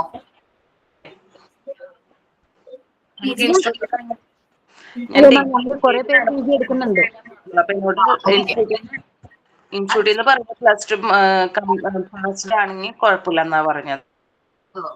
അത് ടൈം ഇൻഫോം ചെയ്യും. നമ്മളുടെ ഈ ഒരു പോർഷൻ കംപ്ലീറ്റ് ആവുമ്പോഴേക്കും ആവുള്ളൂ. നമ്മുടെ മെയിൻ പാർട്ട് 2ന്റെ ടേം എക്സാം കഴിയുമ്പോഴേക്കൊക്കെ ആയിരിക്കും എന്ത് വരുന്നത് PGയുടെ ക്ലാസ്സുകൾ സ്റ്റാർട്ട് ചെയ്യുന്നത്. ഓരോ പാർട്ടിന് ടേം എക്സാം ഉണ്ടല്ലോ? ഓരോ പാർട്ടിന് ടേം എക്സാം ഉണ്ടല്ലേ മാം? ഇല്ലടാ, പാർട്ട് 1 and 2 ഫസ്റ്റ് ടേമും പാർട്ട് 2, 3 and 4 സെക്കൻഡ് ടേമും, അങ്ങനെ 2 ടേം എക്സാം ആണുള്ളത്. പിന്നെ മെയിൻ എക്സാം. ഓക്കെ, നിങ്ങൾ ഫസ്റ്റ് ടൈം എഴുതിയിട്ടില്ലല്ലോ. ഫസ്റ്റ് ടൈം എഴുതി കഴിയുമ്പോൾ നിങ്ങൾക്ക് ഒരു കോൺഫിഡൻസ് കിട്ടും കേട്ടോ. ഫസ്റ്റ് ടൈമിന്റെ ഒരു എക്സാമിന്റെ ടെൻഷനും കാര്യങ്ങളൊക്കെ മാറും. നമ്മൾ കുറച്ചും കൂടി പെർഫെക്റ്റ് ആണ്, നമുക്ക് അങ്ങനെ ചെയ്യാൻ പറ്റും. ഓൺലൈനായിട്ടല്ലേ ചെയ്യുന്നത്, അപ്പൊ ആദ്യമായിട്ട് ചെയ്യുന്നതുകൊണ്ട് ആ ഒരു പേടിയും കാര്യങ്ങളൊക്കെ മാറാൻ വേണ്ടിയിട്ടാണ് ടൈം എക്സാമുകൾ കണ്ടക്ട് ചെയ്യുന്നത്. പിന്നെ നമുക്കൊരു റിവിഷനാണ്, നമ്മൾ പഠിച്ച കാര്യങ്ങളൊന്നും കൂടി റിവൈസ് ചെയ്യാണ്. സോ നമ്മള് നടന്നോ? മനസ്സിലായില്ല? അനിയത്തിയുടെ കല്യാണം ഭംഗിയായിരുന്നു തോന്നുന്നു. ഹോളിൽ വെച്ചായിരുന്നില്ലേ? കൂട്ടുകാട് ഹോളിൽ വെച്ചായിരുന്നില്ലേ? ഞാനതിൽ പാസ് ചെയ്ത് പോയപ്പോ ഉണ്ടായിരുന്നു. അടിപൊളിയായിരുന്നു.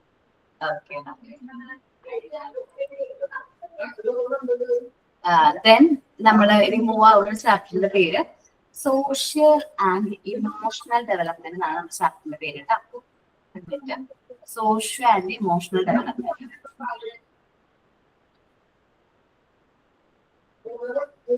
യൂണിറ്റ് 3 ആണ് സോഷ്യൽ ആൻഡ് ഇമോഷണൽ ഡെവലപ്മെന്റ്. നമ്മൾ എന്തെങ്കിലും activities തന്നിട്ടുണ്ടായിരുന്നോ?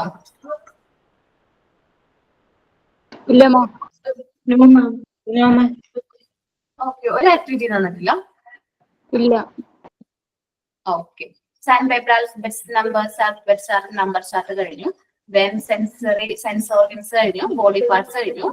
Animals, birds, vegetable, fruits, ഇതിന്റെയൊക്കെ ചാർട്ടുകൾ കഴിഞ്ഞു. യെസ് മാം, അത് കഴിഞ്ഞു. Yes, ma'am.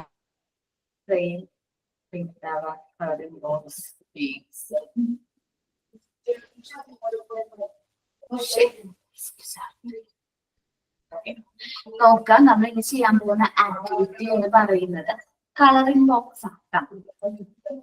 നമ്മൾ ചെയ്യാൻ പോകുന്നത് കളറിംഗ് ബോക്സ് ആണ്. നമ്മൾ കുട്ടികൾ, ഞാൻ നേരത്തെ ക്ലാസ്സിൽ പറഞ്ഞില്ലേ, കുട്ടികളില് എന്താണ് സെൻസറി ആക്ടിവിറ്റീസിൽ റിലേറ്റ് ചെയ്യുന്ന ഒരു മെറ്റീരിയൽ ആണ് എന്ത് കളറിംഗ് ബോക്സ് എന്ന് പറയുന്നത്. നമ്മൾ സെക്കൻഡ് ബോക്സ് 2 ആണ് പറയുന്നത് കേട്ടോ. ഡിഫറെന്റ് ടൈപ്സ് ഓഫ് കളറിംഗ് ബോക്സുകൾ ഉണ്ട്. പ്രൈമറി കളേഴ്സ് മാത്രമുള്ള ഒരു കളറിംഗ് ബോക്സ് ഉണ്ട്. ദെൻ നമ്മൾ 11 കളേഴ്സ് വരുന്ന ഒരു കളറിംഗ് ബോക്സ് ഉണ്ട്. അതാണ് നിങ്ങൾ ഇപ്പൊ കാണുന്നത് കേട്ടോ. 11 കളേഴ്സ് ഉള്ള ഒരു കളറിംഗ് ബോക്സ് ആണിത്. കുട്ടികളുടെ കളേഴ്സ് പഠിപ്പിക്കാൻ വേണ്ടി യൂസ് ചെയ്യുന്ന ഒരു ബോക്സ് ആണ്. ഇത് ഫുൾ വുഡൻ ആണ്. കളറൊന്നും ഷെയ്ഡ് ആവില്ല. കളർ ഷെയ്ഡ് ആവാതിരിക്കാൻ വേണ്ടിയിട്ടാണ് നമ്മൾ രണ്ട് സൈഡിൽ കുട്ടികളുടെ ഹാൻഡ് ചെയ്യുന്നത്. കളറിംഗ് പെൻസിലാണോ? പെന്നല്ലല്ലോ. കളറിംഗ് പെൻ അല്ല, കളറിംഗ് ബോക്സ് ആണ്. കളർ ബോക്സ് ആണ് അത്. കാണിച്ചു തരാം. ഇപ്പൊ നിങ്ങൾ ഇരിക്കുമ്പോ പെന്നായിട്ട് തോന്നുന്നുണ്ടോ? ഉണ്ടോ? ഇതാണ് കളറിംഗ് ബോക്സ്. കണ്ടോ കളറുകൾ, ടാബ്ലറ്റ്സ്, കളർ ടാബ്ലറ്റ്സ് കണ്ടോ? നമുക്ക് രണ്ട് ടൂസ് ആയിട്ട് വെച്ചിട്ട് ഹോൾഡ് ചെയ്യാനായിട്ട് പറ്റും. ബാക്കിയെല്ലാം കളേഴ്സ് ആണ്. നിങ്ങൾ സ്ക്രീൻഷോട്ട് എടുക്കുകയാണെങ്കിൽ കുറച്ചുകൂടി നല്ലതായിരിക്കും അല്ലേ? ഓക്കെ, 11 കളേഴ്സ് ആണ് ഉള്ളത്. 11 കളേഴ്സ് ആണ് ഉള്ളത്. കളർ ഷെയ്ഡുകൾ ഉണ്ടല്ലോ, white, yellow, orange, pink, brown, blue, green, ash grey എന്നല്ലേ പറയാം, ബ്ലാക്ക്, റെഡ് ആൻഡ് വയലറ്റ്. ഇത്രയും കളേഴ്സ് ആണ് നമ്മുടെ മോണ്ടിസോറി കളറിംഗ് ബോക്സ് 2 ഇമ്പോർട്ടന്റ് ആയിട്ടുള്ളത്. സോ നമ്മൾ എന്ത് ചെയ്യണം? ഈ കളറിംഗ് ബോക്സ് പ്രിപ്പയർ ചെയ്യണം. അപ്പൊ ഞാൻ ഐഡിയ പറയാം. നമുക്ക് കളറിംഗ് ബോക്സ് കൂടെ ഒന്നും പ്രിപ്പയർ ചെയ്യാനായിട്ട് പറ്റില്ല. ഞാൻ ജസ്റ്റ് എന്റെ ഒരു ഐഡിയ പറയാം. ഒരു കാർഡ്ബോർഡിന്റെ എന്താ പറയാ, റെക്ടാങ്കിൾ ഷേപ്പിൽ ചെറിയ ഇതേപോലത്തെ ബോക്സ് എന്തെങ്കിലും കിട്ടുകയാണെങ്കിൽ അതെടുത്ത് ഹോൾഡ് ചെയ്യാം. അതില് നമ്മള് കളർ പേപ്പേഴ്സ് കിട്ടും ഇല്ലേ? നമ്മള് ബുക്ക് സ്റ്റോള് അതേപോലെ തന്നെ സ്റ്റേഷനറി കടയിലൊക്കെ പോയിട്ടുണ്ടെങ്കിൽ കളർ പേപ്പേഴ്സ് കിട്ടും. കളർ പേപ്പേഴ്സ് എന്ത് ചെയ്യണം? ഒരു നൈസ് ആയിട്ട് ലൈറ്റ് ആയിട്ടുള്ള കാർഡ്ബോർഡിൽ കളർ പേപ്പേഴ്സ് എന്ത് ചെയ്യാം? പേസ്റ്റ് ചെയ്യാം. ദെൻ എന്നിട്ട് എന്ത് ചെയ്യാം? 2 സൈഡ്സിലും ഹോൾഡ് ചെയ്യുന്ന സാധാരണ കുട്ടികൾ കാർഡ്ബോർഡ് യൂസ് ചെയ്യാറുണ്ട്. ചില കുട്ടികള്, ഒരു കുട്ടി ചെയ്തത് കണ്ടതാ, നമ്മള് സ്റ്റിക്ക് ഇല്ലേ, നമ്മൾ എന്താ പറയാ, ഇത് കഴിക്കുന്നത്, ഐസ്ക്രീം ഒക്കെ കഴിക്കുന്ന കോൺ ഐസ്ക്രീം അല്ലേ അങ്ങനെ പറയണേ? അതിന്റെ ഒരു സ്റ്റിക്ക് ഉണ്ടല്ലോ. കോൺ ഐസ്ക്രീം അല്ല മാം, നമ്മള് സ്റ്റിക്ക് തോന്നല്ലേ? ചോക്കോബാറിന്റെ സ്റ്റിക്ക്. ആ സ്റ്റിക്ക് മുകളിൽ താഴെ കട്ട് ചെയ്ത് കഴിഞ്ഞാൽ നമുക്കിത് ഹോൾഡ് ചെയ്യാൻ പറ്റുന്ന രീതിയിലാക്കാൻ പറ്റും. നമുക്കത് കറക്റ്റ് ആയിട്ട് പേസ്റ്റ് ചെയ്ത് കഴിഞ്ഞിട്ടുണ്ടെങ്കിൽ നമുക്ക് എന്ത് ചെയ്യാൻ പറ്റും? കറക്റ്റ് ആയിട്ട് ഇങ്ങനെ കുട്ടരുമായിരിക്കും. കുട്ടരും നമുക്ക് ആ ഒരു പെർഫെക്ഷൻ നമുക്ക് കൊണ്ടുവരാനായിട്ട് പറ്റും. അപ്പൊ അങ്ങനെ നമുക്ക് എന്ത് ചെയ്യാൻ പറ്റും? കളറിംഗ് ബോക്സ് പ്രിപ്പയർ ചെയ്യാൻ പറ്റും. അപ്പൊ നിങ്ങളുടേതായ ഐഡിയയില് നിങ്ങൾക്ക് അത് എന്ത് ചെയ്യാൻ പറ്റും? ചെയ്യാനായിട്ട് പറ്റും കേട്ടോ. ചെയ്യാലോ. കളറിംഗ് ബോക്സ് കളർ പേപ്പേഴ്സ് ആയിട്ട് തന്നെ നമ്മൾ എന്ത് ചെയ്യാം? അറേഞ്ച് ചെയ്യുക, കളക്ട് ചെയ്യുക. ദെൻ ഈ സ്റ്റിക്ക് കിട്ടാണെങ്കിൽ ഇതുപോലെ കളർ പേപ്പർ ആണോ? എന്താണ്? ഇതിപ്പോ പർപ്പിൾ ആണോ പിങ്കോ? 1 മിനിറ്റ് കേട്ടോ. ഇത് ബോക്സ് ഒരു കവർ ആയിട്ടാണോ വാങ്ങിച്ചത്? ഇത് അതെ അതെ അതെ. കുട്ടികൾക്ക് എന്തെങ്കിലുമൊക്കെ ഇത് ചെയ്യാൻ വേണ്ടിട്ട് പൂക്കളൊക്കെ ഉണ്ടാക്കി. അത് തന്നെ കളറിംഗ് പേപ്പേഴ്സ് മതി കേട്ടോ. Okay ma'am. അപ്പൊ അതേപോലത്തെ കളറിംഗ് പേപ്പേഴ്സ് നമുക്ക് വാങ്ങിക്കാനായിട്ട് കിട്ടും. ബുക്ക് സ്റ്റോളിൽ ചോദിച്ചാൽ മതി. ഞാൻ റേറ്റിൽ കളേഴ്സ് സെലക്ട് ചെയ്ത് വാങ്ങിക്കുകയാണെങ്കിൽ ഒരു പാക്കറ്റ് വാങ്ങിക്കുകയാണെങ്കിൽ എല്ലാ കളേഴ്സും ഏകദേശം സ്റ്റിക്കിന്റെ ഈ ചോക്കോബാർ സ്റ്റിക്കിന്റെ നടുക്ക് തൊട്ടിട്ട് 2 എൻഡും ഫ്രീ ആയിട്ട് ഇടാൻ, അങ്ങനെയാണോ ഉദ്ദേശിച്ചത്? അല്ലടാ, ചോക്കോബാർ 2 സൈഡും ഇപ്പൊ ഇത് വുഡൻ പീസുകൾ കണ്ടോ 2 സൈഡ് വന്നിരിക്കുന്നത്. അപ്പൊ അവിടെ നമുക്ക് ആ ചോക്കോബാറിന്റെ ഒരു വുഡൻ പീസ് വയ്ക്കുകയാണെങ്കിൽ ആ ഒരു പീസ് വയ്ക്കുകയാണെങ്കിൽ കറക്റ്റ് ആയിട്ട് നമുക്കത് പിടിക്കാൻ പറ്റും. അല്ലെങ്കിൽ നിങ്ങൾ ഇത് ഹാൻഡ് ചെയ്യൂലേ, നിങ്ങൾ ട്രെയിനിങ്ങിന് പോകുമ്പോൾ മെറ്റീരിയൽ ഇൻട്രൊഡ്യൂസ് ചെയ്യുമല്ലോ, ആ സമയത്ത് കുട്ടികൾ എന്ത് ചെയ്യും? ഈ പേപ്പറുമായിരിക്കും എന്ത് ചെയ്യുന്നത്? ടച്ച് ചെയ്യുന്നത്. അപ്പൊ ആ കളറുകൾ എന്ത് ചെയ്യുമ്പോൾ നഷ്ടപ്പെട്ട് പോകാനുള്ള ചാൻസ് ഉണ്ട്. പേപ്പർ ചിലപ്പോൾ കുട്ടികൾ നനഞ്ഞ കൈ കൊണ്ടായിരിക്കും തൊടുന്നത്. അല്ലെങ്കിൽ അവർക്ക് പെട്ടെന്നത് അവരോട് പറയണം ഇങ്ങനെയാണ് അത് ഹാൻഡ് ചെയ്യേണ്ടത്. 2 സൈഡ്സ് നമ്മൾ ഹോൾഡ് ചെയ്യണം. അപ്പോൾ തന്നെ ആ ഫൈൻ മോട്ടോർ സ്കിൽസ് ആണ് അവർ വരുന്നത്. 2 സൈഡും നമ്മൾ ഈ ഫിംഗേഴ്സ് യൂസ് ചെയ്ത് നമ്മളത് എന്ത് ചെയ്യാണ്? ഹോൾഡ് ചെയ്യാൻ. അവരപ്പോ ആ ഫൈൻ നമ്മുടെ ഫിംഗേഴ്സിന്റെ ആ ഫൈൻ മോട്ടോർ സ്കിൽസ് ഇംപ്രൂവ് ചെയ്യാനും എന്ത് പറ്റും? ഈ കളറിംഗ് ബോക്സ് പറ്റും. സെൻസറി മെറ്റീരിയൽ ആണ്, നമുക്ക് കളേഴ്സ് സെൻസ് ചെയ്യാനായിട്ട് പറ്റും. ഓക്കെ മാം, ആ പേപ്പറിന് കട്ടി കുറവാ. കുറച്ചുകൂടി ഈ ടൈപ്പ് പേപ്പർ ഉപയോഗിക്കാൻ പറ്റും? കളർ A4 ഷീറ്റ് അത് അങ്ങനെ പറഞ്ഞാൽ കിട്ടും. ഉള്ളതുണ്ടല്ലോ പല ടൈപ്പ് കളർ. ഓക്കെ, അതെ കുട്ടി കാണിക്കുന്നുണ്ട്. അപ്പൊ ഇതേപോലത്തെ മെറ്റീരിയൽസ് നിങ്ങൾ എന്ത് ചെയ്താൽ മതി? വാങ്ങിച്ചാൽ മതി. അത് നല്ലതാണ് കേട്ടോ കുട്ടി. അസീന നല്ലതാണ് കേട്ടോ. മോന്റെ നല്ലതാണ്. നസീറ കളറിംഗ് പേപ്പേഴ്സ് ആണിത്. Okay ma'am. നല്ലതാണ് കേട്ടോ. അതേപോലത്തെ നിങ്ങൾക്ക് നല്ല കട്ടിയുള്ള ഒരു മെറ്റീരിയൽ അത് കാർഡ്ബോർഡിൽ തന്നെ എന്ത് ചെയ്യാൻ നോക്കുക, പേസ്റ്റ് ചെയ്യാനായിട്ട് നോക്കുക. കാരണം കുറച്ച് നമുക്ക് വെയിറ്റ് ഉള്ളത് നല്ലതാണ്. പേപ്പേഴ്സ് ആകുമ്പോൾ ചിലപ്പോൾ കീറിപ്പോകാനുള്ള ചാൻസ്, അതിന് ഡാമേജ് വരാനുള്ള ചാൻസ് ഉണ്ട്. നമ്മുടെ കാർഡ്ബോർഡിൽ 2 സൈഡും അതേ കളർ ആയിരിക്കണം കേട്ടോ. ഒരു സൈഡ് മാത്രം അത് ഒട്ടിക്കാന്നല്ല, 2 സൈഡ് എന്താ പറയാ ഓപ്പോസിറ്റ് സൈഡും സെയിം കളർ തന്നെ എന്ത് ചെയ്യാം, പേസ്റ്റ് ചെയ്യാം. എന്നത്തേക്ക് ചെയ്യാൻ പറ്റും ആക്ടിവിറ്റി പോലെ എല്ലാം ഈ 2 എണ്ണം വീതം വേണോ കളേഴ്സ്? ആ നല്ലതായിരിക്കും, കംഫർട്ടബിൾ ആണ്. എന്നത്തേക്ക് ചെയ്യും? എത്ര വീക്ക് വേണം കളറിംഗ് ബോക്സ്? 2 weeks മാം. 2 weeks. എന്റെ ക്ലാസ് വരുന്നത് 13th സെപ്റ്റംബർ ആയിരിക്കും. മേ ബി അത് വരാനുള്ള ചാൻസ് ഉണ്ട്, കാരണം മഹാനവമിയും വിജയദശമിയൊക്കെ വരാണ്. 30 അത് കഴിഞ്ഞിട്ട് വെക്കണോ അല്ലെങ്കിൽ സെപ്റ്റംബർ 30th ആണോ? ആ സെപ്റ്റംബർ 30th അത് മതിയല്ലോ ലാസ്റ്റ് ഡേറ്റ്. സെപ്റ്റംബർ 30th കഴിഞ്ഞിട്ട് വരുന്ന ക്ലാസ്സിൽ നിങ്ങളത് പ്രസന്റ് ചെയ്യണം. ഓക്കെ ആണോ? സെപ്റ്റംബർ 30th വരുന്ന എന്നാണോ ക്ലാസ് ഉള്ളത്, സെപ്റ്റംബർ 30th ഉണ്ടെങ്കിൽ അന്ന് പ്രസന്റ് ചെയ്യാം, അല്ലെങ്കിൽ അത് കഴിഞ്ഞ് വരുന്ന ക്ലാസ്സുകളിൽ പ്രസന്റ് ചെയ്യാം. എന്താണ് സെപ്റ്റംബർ 30 പൂജ വെപ്പല്ലേ? ആ അത് കഴിഞ്ഞിട്ടുള്ള ക്ലാസ് 2-ാം തീയതി ക്ലാസ്, 2-ാം തീയതി പൂജ വെപ്പ് എടുക്കുള്ള വിജയദശമി. അന്ന് നമുക്ക് ചിലപ്പോൾ ഹോളിഡേ ആയിരിക്കും. 3rd പിന്നെ ക്ലാസ് തുടങ്ങുന്നത്. Next week 13th last date ഞാൻ പറഞ്ഞുള്ളൂ. ഓക്കെ അല്ലേ? സെപ്റ്റംബർ നെക്സ്റ്റ് വീക്ക് സബ്മിറ്റ് ചെയ്യും. അത് സെപ്റ്റംബർ 7th സബ്മിറ്റ് ചെയ്യോ? എനിക്കൊരു ഇൻഫർമേഷൻ കൂടി നിങ്ങളോട് പാസ് ചെയ്യാനുണ്ട്. ഇനി മുതൽ ട്യൂസ്ഡേ ഞാനായിരിക്കും ക്ലാസ് എടുക്കുന്നത് കേട്ടോ. എനിക്ക് എന്റെ പോർഷൻസ് കുറച്ച് കൂടുതൽ പെൻഡിങ് വന്നിട്ടുണ്ട്, അതുകൊണ്ട് ഞാൻ എന്റെ പോർഷൻസ് കംപ്ലീറ്റ് ചെയ്യണമല്ലോ. അതുകൊണ്ട് ഞാനായിരിക്കും ട്യൂസ്ഡേസ് ക്ലാസ് എടുക്കുന്നത് കേട്ടോ. മാം 2 ദിവസം ഉണ്ടാവും. 2 ദിവസം ഉണ്ടാവും. ഏതാ ആ ചോക്കോബാർ സ്റ്റിക്കിന്റെ പകുതി ഭാഗം കളർ പേപ്പർ ഒട്ടിക്കാനാണോ? അയ്യോ സ്റ്റിക്കിന്റെ എടാ ദേ ഈ ഇമേജിൽ കാണുന്ന പോലെ ആക്കണം. ഈ ഒരു ഇമേജിൽ കാണുമ്പോൾ ഈ കളേഴ്സിന്റെ സൈഡിലുള്ളത് വുഡൻ പീസസ് ആണ്. നമുക്ക് വുഡൻ പീസസ് ആണ്. ആ വുഡൻ പീസിന് പകരം ആ സ്റ്റിക്ക് യൂസ് ചെയ്യാൻ പറ്റും എന്നാണ് ഞാൻ പറഞ്ഞത്. മാം യൂട്യൂബിൽ നോക്കി ഇതിന്റെ വീഡിയോസ് കിട്ടൂലേ എങ്ങനെ ഉണ്ടാക്കണ്ടേന്ന്? കളറിംഗ് ബോക്സ് ആണിത്. കളർ ബോക്സ് മോണ്ടിസോറിൽ കളറിംഗ് ബോക്സ് ഒന്ന് സെർച്ച് ചെയ്ത് നോക്കിക്കഴിഞ്ഞാൽ യൂട്യൂബിൽ എങ്ങനെയാണ് പ്രിപ്പയർ ചെയ്യേണ്ടതും അതെങ്ങനെ ഹാൻഡിൽ ചെയ്യണം എന്നുള്ള കാര്യങ്ങളൊക്കെ അതിലുണ്ട്. അത് നമുക്ക് പിന്നീട് നോക്കാം. ബട്ട് നിങ്ങൾ പ്രിപ്പയർ ചെയ്ത് വെക്കണം. ഓക്കെ, ട്രെയിനിങ്ങിന് പോകാനേക്കാളും മുമ്പ് നിങ്ങളുടെ കയ്യിൽ എല്ലാ മെറ്റീരിയൽസും, നമ്മളുടെ കുറച്ചൊരു ലിസ്റ്റ് ഓഫ് മെറ്റീരിയൽസ് ഉണ്ട്, ഒരു അത്രയും മെറ്റീരിയൽസ് ഉണ്ടെങ്കിൽ നല്ലതായിരിക്കും എന്റെ ഒരു അഭിപ്രായം. Okay okay ma'am. നമ്മള് മോണ്ടിസോറി എന്ന് പറയുമ്പോ നമ്മളുടെ എന്താ പറയാ മിക്ക ഇൻസ്റ്റിറ്റ്യൂട്ട്സ് നമ്മളിൽ നിന്ന് ഒരുപാട് പ്രതീക്ഷിക്കുന്നുണ്ട്. നമ്മളുടെ മെത്തേഡിനെ കുറിച്ച് അവർക്ക് അങ്ങനെ എന്താ അറിയില്ല. ചിലർ പറയും എന്താ പറയാ ഈ മെറ്റീരിയൽസ് ഒക്കെ യൂസ് ചെയ്ത് എങ്ങനെയാ കുട്ടികളെ കാര്യങ്ങൾ പഠിപ്പിക്കുന്നത്. പക്ഷെ നമ്മുടെ മെറ്റീരിയൽസ് യൂസ് ചെയ്ത് ഒരു മെറ്റീരിയൽ യൂസ് ചെയ്ത് തന്നെ ഒരുപാട് കാര്യങ്ങൾ നമുക്ക് എന്ത് ചെയ്യാൻ പറ്റും, പഠിപ്പിക്കാനായിട്ട് പറ്റും. അത് അവർക്ക് അറിയില്ല. അപ്പൊ നമ്മളത് എന്ത് ചെയ്യണം, അത് നല്ല രീതിയിൽ അവർക്ക് പ്രസന്റ് ചെയ്തത് അവർക്ക് ഡെമോൺസ്ട്രേറ്റ് ചെയ്ത് കൊടുക്കേണ്ട ഉത്തരവാദിത്തം ആർക്കാണ്? നിങ്ങൾ ഓരോരുത്തർക്കാണ്. അപ്പൊ അത് പെർഫെക്റ്റ് ആയിട്ട് ചെയ്യണം. ഓക്കെ, ദെൻ നമ്മൾ മൂവ് ആകുന്ന യൂണിറ്റ് പാർട്ട് 2 യൂണിറ്റ് 3 ആണ്. സോഷ്യൽ ആൻഡ് ഇമോഷണൽ ഡെവലപ്മെന്റ് അല്ലെ? സോഷ്യോ ഇമോഷണൽ ഡെവലപ്മെന്റ് ആണ് നമ്മൾ ഇതിന് മൂവ് ആകുന്ന പാർട്ട് ചാപ്റ്ററിന്റെ പേര്. ദെൻ ഇതിൽ നമ്മൾ ഫസ്റ്റ് ഇമോഷണൽ ഡെവലപ്മെന്റിനെ കുറിച്ചിട്ടാണ് പറയുന്നത് കേട്ടോ. ഫസ്റ്റ് ഇമോഷണൽ ഡെവലപ്മെന്റ്സിനെ കുറിച്ചിട്ടാണ് പറയുന്നത്. പറഞ്ഞിട്ട് ഞാൻ PDF എടുക്കട്ടെ, സോറി എന്റെ പ്രിന്റഡ് എടുക്കട്ടെ കേട്ടോ.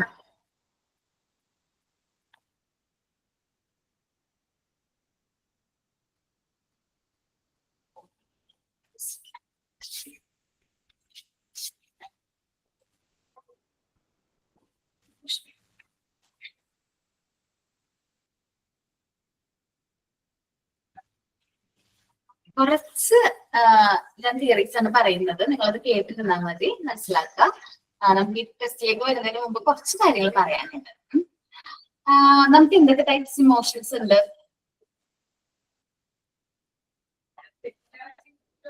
Happiness, sadness, surprise, Depression. anxiety, depression, stress, stress, Anxiety. angry. Okay, നമ്മളെല്ലാവരും ഹ്യൂമൻ ബീങ്സ് ആണ്. ഡിഫറെന്റ് കൈൻഡ്സ് ഓഫ് ഇമോഷൻസ് ആർക്കുണ്ട്, നമ്മൾ ഓരോരുത്തർക്കും ഉണ്ട്.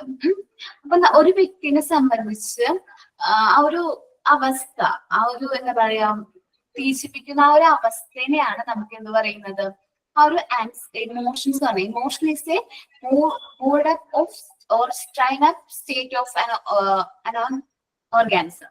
നമ്മളുടെ ഒരു സെപ്പറേറ്റ് ആയിട്ടുള്ള ഡിഫറെന്റ് ആയിട്ടുള്ള ഫീലിങ്ങിനെയാണ് നമ്മൾ എന്ത് പറയുന്നത്, ഇമോഷൻ എന്ന് പറയുന്നത്.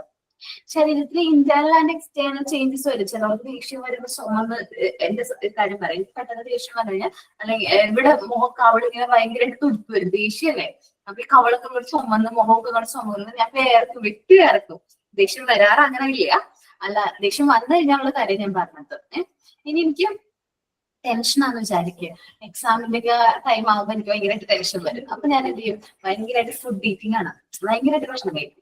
സാധാരണ നോർമൽ ആൾക്കാർ നോർമൽ ടൈമിൽ ഞാൻ കഴിക്കുന്ന കുറച്ച് ഭക്ഷണമായിരിക്കും, പക്ഷെ എക്സാമിന്റെ ടൈമിലാണെങ്കിൽ ചിലപ്പോൾ ഒരു പാത്രം നിറച്ചും ചോറിടും. അത് വെച്ച് ഭയങ്കരമായിട്ട് കഴിച്ചുകൊണ്ടേയിരിക്കും. അപ്പൊ അമ്മ ചോദിക്കും, എക്സാമിന് നീ പഠിച്ചിട്ടില്ലേ, നീ ഓക്കെ അല്ലേ? ഞാൻ പറയും ആ പഠിച്ചിട്ടുണ്ട്. എന്താ അമ്മ ചോദിക്കുമ്പോ ചിലപ്പോ വീട്ടിലുള്ള ചോറ് കഴിഞ്ഞിട്ടുണ്ടാവും, കാരണം ഞാൻ അത്രയും കഴിച്ച്. ടെൻഷനാണോ, ഓവർ ടെൻഷൻ വരുമ്പോ ഓവർ ഈറ്റിംഗ് ആണ് എന്റെ സ്വഭാവം, ഭയങ്കരമായിട്ട് ഫുഡ് കഴിക്കും. അപ്പൊ ഓരോരുത്തർക്കും ഓരോ രീതിയിലായിരിക്കും അവർ ചെയ്യുന്നത്, അവർ ആ വികാരങ്ങള് പ്രകടിപ്പിക്കുന്നത്. ദേഷ്യം വരുമ്പോ അങ്ങനെ. പിന്നെ എനിക്ക് സങ്കടം വരുമ്പോ ഞാൻ കരയും, എല്ലാവരും കരയൂലേ, സങ്കടം വരുമ്പോ പെട്ടെന്ന് കരഞ്ഞു പോകും. വിഷമം വരും, അതൊക്കെ നോർമലാണ്. കുറച്ചു നേരത്തേക്ക് ഞാൻ മിണ്ടാതെയാവും, സൈലൻസിലേക്ക് പോകും. നമ്മൾ ഓരോരുത്തരെയും പറയാം, ഞാൻ എന്റെ ഇമോഷൻസ് ആണ് പറയുന്നത്. പിന്നെ ഹാപ്പിനെസ് ഒക്കെയാണ്. സങ്കടം, പിന്നെ ഒത്തിരി സങ്കടമൊക്കെ ഞാൻ എന്ത് ചെയ്യാൻ നോക്കും, ഉള്ളിൽ തന്നെ കലയേക്കാൾ മുമ്പ് ഉള്ളിൽ തന്നെ കൺട്രോൾ ചെയ്യാനായിട്ട് നോക്കാറുണ്ട്, പുറത്തേക്ക് പ്രകടിപ്പിക്കാനില്ല.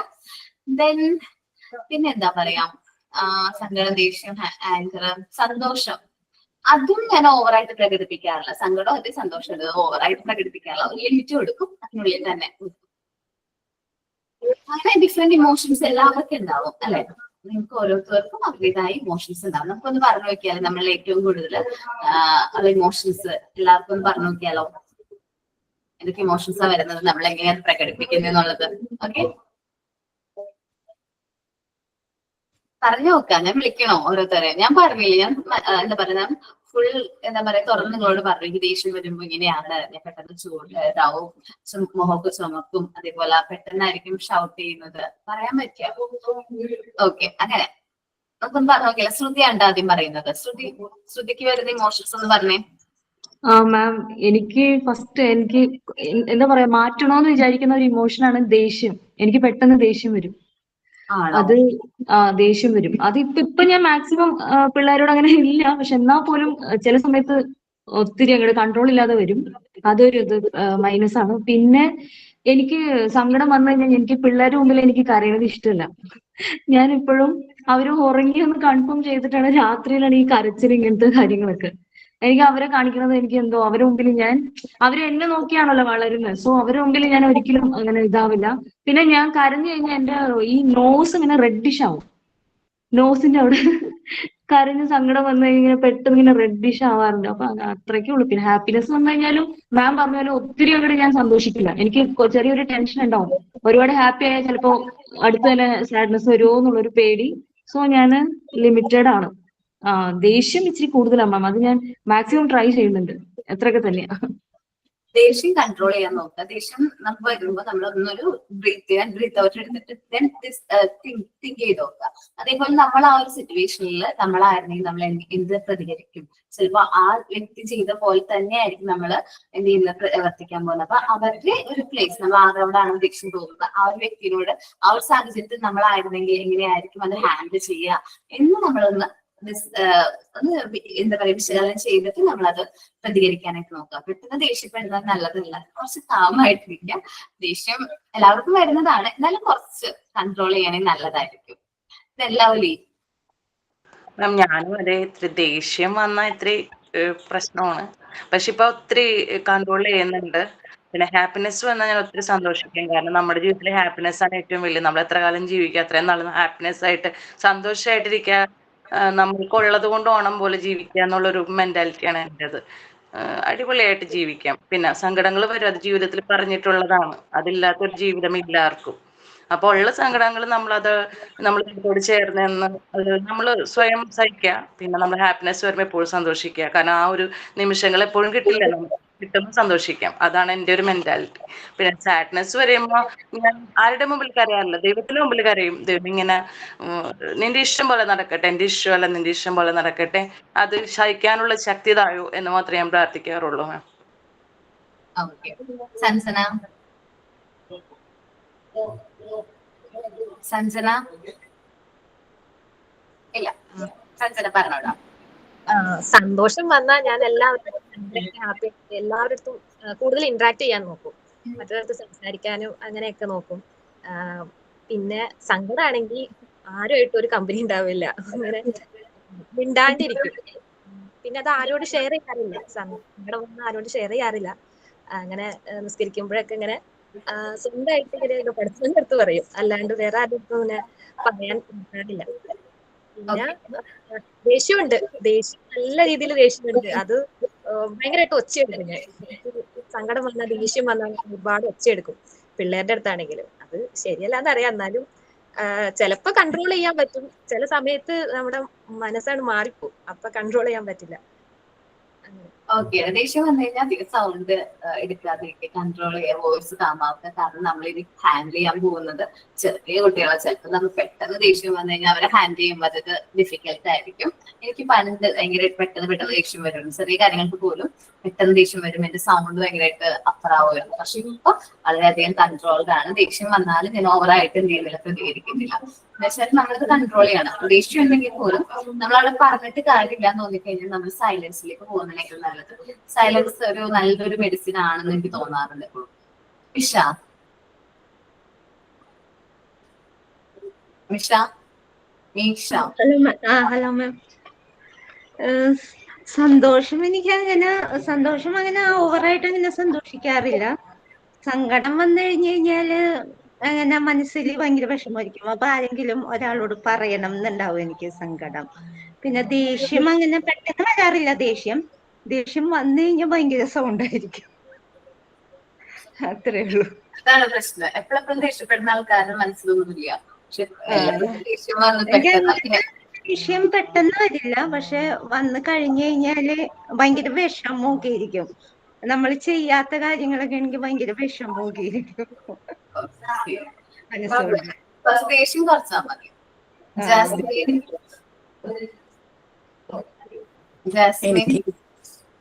എനിക്ക് സന്തോഷം വന്ന സന്തോഷം നല്ല സന്തോഷം തന്നെയായിട്ട് ഇരിക്കും. പിന്നെ എന്ത് വന്നാലും ഇപ്പൊ ദേഷ്യായാലും സങ്കടമായാലും ഒക്കെ ആദ്യം അമ്മോട് പറയും, അപ്പൊ ഒരു ആശ്വാസം കിട്ടും. അങ്ങനെ പിന്നെ ദേഷ്യം ഉണ്ട് സ്വാഭാവികമായിട്ട്. ചിലപ്പോ മുഖം വെപ്പിച്ചിരിക്കാന്നൊക്കെ പറയില്ലേ നമ്മള്. അങ്ങനെ കുറച്ചു നേരം ഇരുന്ന് കഴിഞ്ഞാ പിന്നെ അപ്പോഴേക്കുള്ളൂ, അത് പറഞ്ഞു കഴിഞ്ഞാൽ അത് തീർന്നു, അത്രേ ഉള്ളൂ.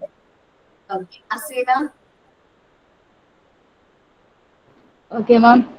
സന്തോഷം വന്നാല് അത് മനസ്സിന് സന്തോഷം ഉണ്ടാവും, പക്ഷെ ഞാൻ അധികം അങ്ങോട്ട് പുറത്തേക്ക് പ്രകടിപ്പിക്കാറില്ല. ഭയങ്കര ഇതായിട്ട് എക്സൈറ്റ്മെന്റ് ഭയങ്കര ഇതായിട്ട്. പിന്നെ സങ്കടം വന്നിട്ടുണ്ടെങ്കിൽ പിന്നെ ഒത്തിരി അങ്ങനെ സങ്കടപ്പെടാറില്ല. സങ്കടം ഞാൻ അങ്ങനെ പുറത്തങ്ങനെ കാണിക്കാറില്ല.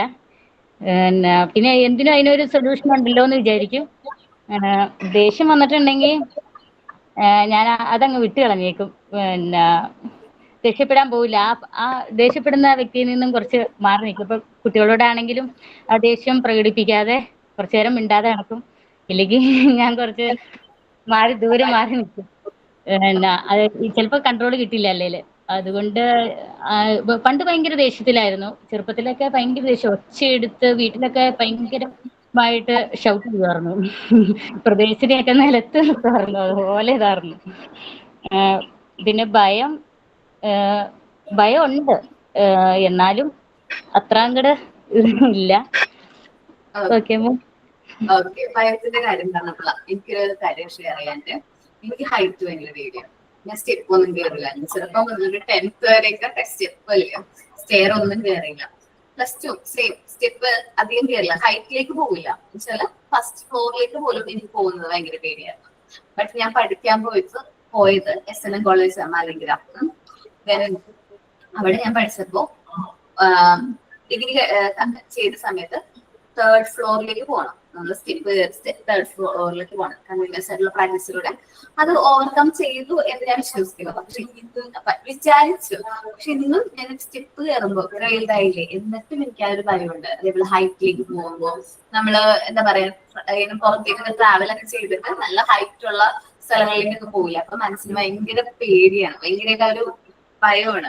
അപ്പൊ ഈ ഇടയ്ക്ക് എനിക്കൊരു ഞാൻ കുറച്ച് നാളായിട്ടോ ഇല്ലിക്കൽ കല്ല് പോയിട്ട് മുകളിലേക്ക് പോകണമല്ലോ. എനിക്ക് മുകളിലോട്ട് പോകുന്ന തോറും പേടി വന്നിട്ട് ഞാൻ അവിടെ ഹോൾഡ് ചെയ്യാം, പേടിച്ചിട്ടിരിക്കാം. പിന്നെ ഞാൻ വിചാരിക്കും ഞാൻ പേടി മാറ്റണ്ടേ, ഓവർകം ചെയ്യണ്ടേ. ഞാൻ എന്ത് ചെയ്തു, വീണ്ടും നടക്കും. പിന്നെയും പേടി വരും, കുറച്ചു നേരം ഹോൾഡ് ചെയ്യും, വീണ്ടും നടക്കും. പതുക്കെ ഞാനത് എന്ത് ചെയ്തു, ഓവർകം ചെയ്യാൻ ശ്രമിക്കുന്നുണ്ട്. പക്ഷെ അത് പൂർണ്ണമായിട്ടും ആ മനസ്സിൽ നിന്ന് ആ പേടി മാറുന്നില്ല. അത് ചെറുപ്പത്തിലെ ഉള്ളൊരു ഇമോഷനാണ്. എന്നുവെച്ചാൽ ആ മനസ്സിൽ വന്നൊരു ഭയത്തിന്റെ ഒരു ഭാഗമായിട്ട് വന്നിരിക്കുന്നതായിരിക്കാം.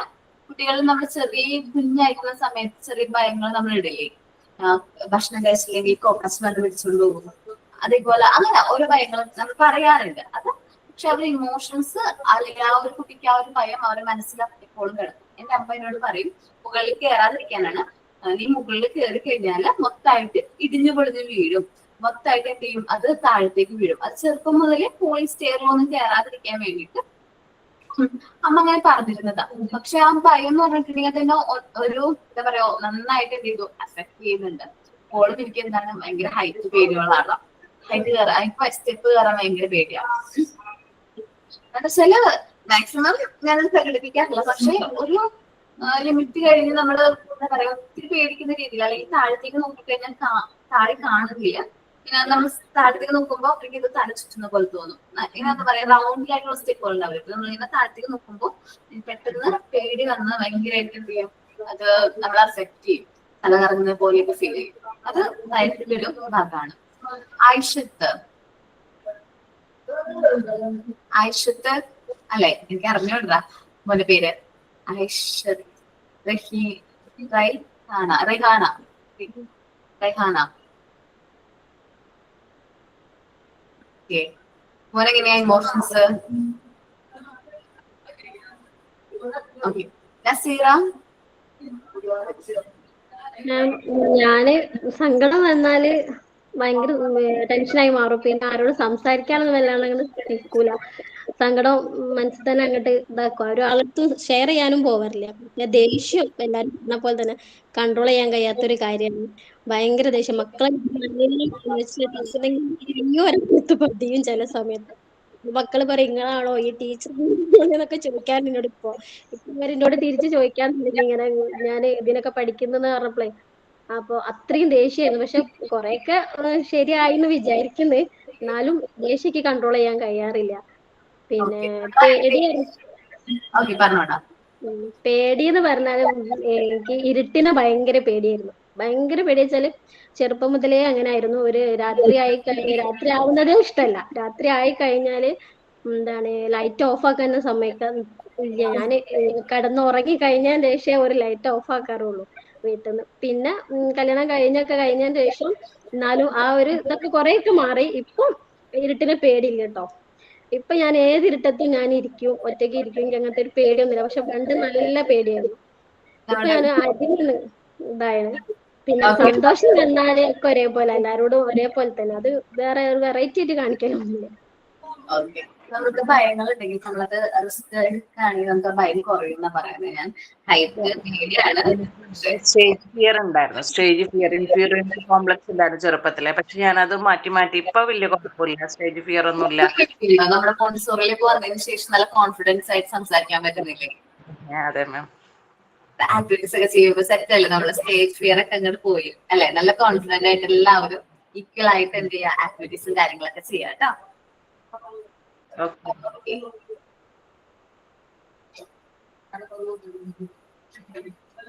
ഓക്കെ. നമുക്ക് ഇന്നത്തെ ക്ലാസ് ഇവിടെ വെച്ചിട്ട് നമുക്ക് എന്ത് ചെയ്യാൻ പറ്റും, ഞാൻ വൈൻഡപ്പ് ചെയ്യാണ്. നെക്സ്റ്റ് ക്ലാസ്സിൽ നമുക്ക് എന്ത് ചെയ്യാം, ഡീറ്റെയിൽ ആയിട്ട് കുഞ്ഞു കുട്ടികളില് എന്റെ ഇമോഷണൽ ഡെവലപ്മെന്റ്സ് കാര്യങ്ങളൊക്കെ നമുക്ക് ഡിസ്കസ് ചെയ്യാം. നാളെ മാം തന്നെയാണോ? നാളെയാണ് എന്റെ ക്ലാസ്. Thursday ആണ് മാം വരുന്നത്. ഓക്കെ ഓക്കെ, അപ്പോ നമുക്ക് സൈൻ ഔട്ട് പറഞ്ഞാലോ? Okay, ma'am. Good morning, ma'am, and good morning, everyone. In this class, we discussed about the role of the teacher in physical development of children. Activities can develop children's motor skills like eye-hand coordination and concentration, etc. A teacher should be motivating. It leads to speedy motor development in children. Before the sign out, I would like to sing an action song. Say that, ma'am. ചെയ്തോടാ.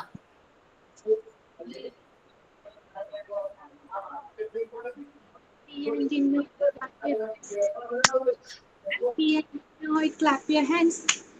If you're happy and you know it and you really want to show it. If you're happy and you know it, clap your hands. If you're hungry and you know it, pat your belly. If you're hungry and you know it, pat your belly.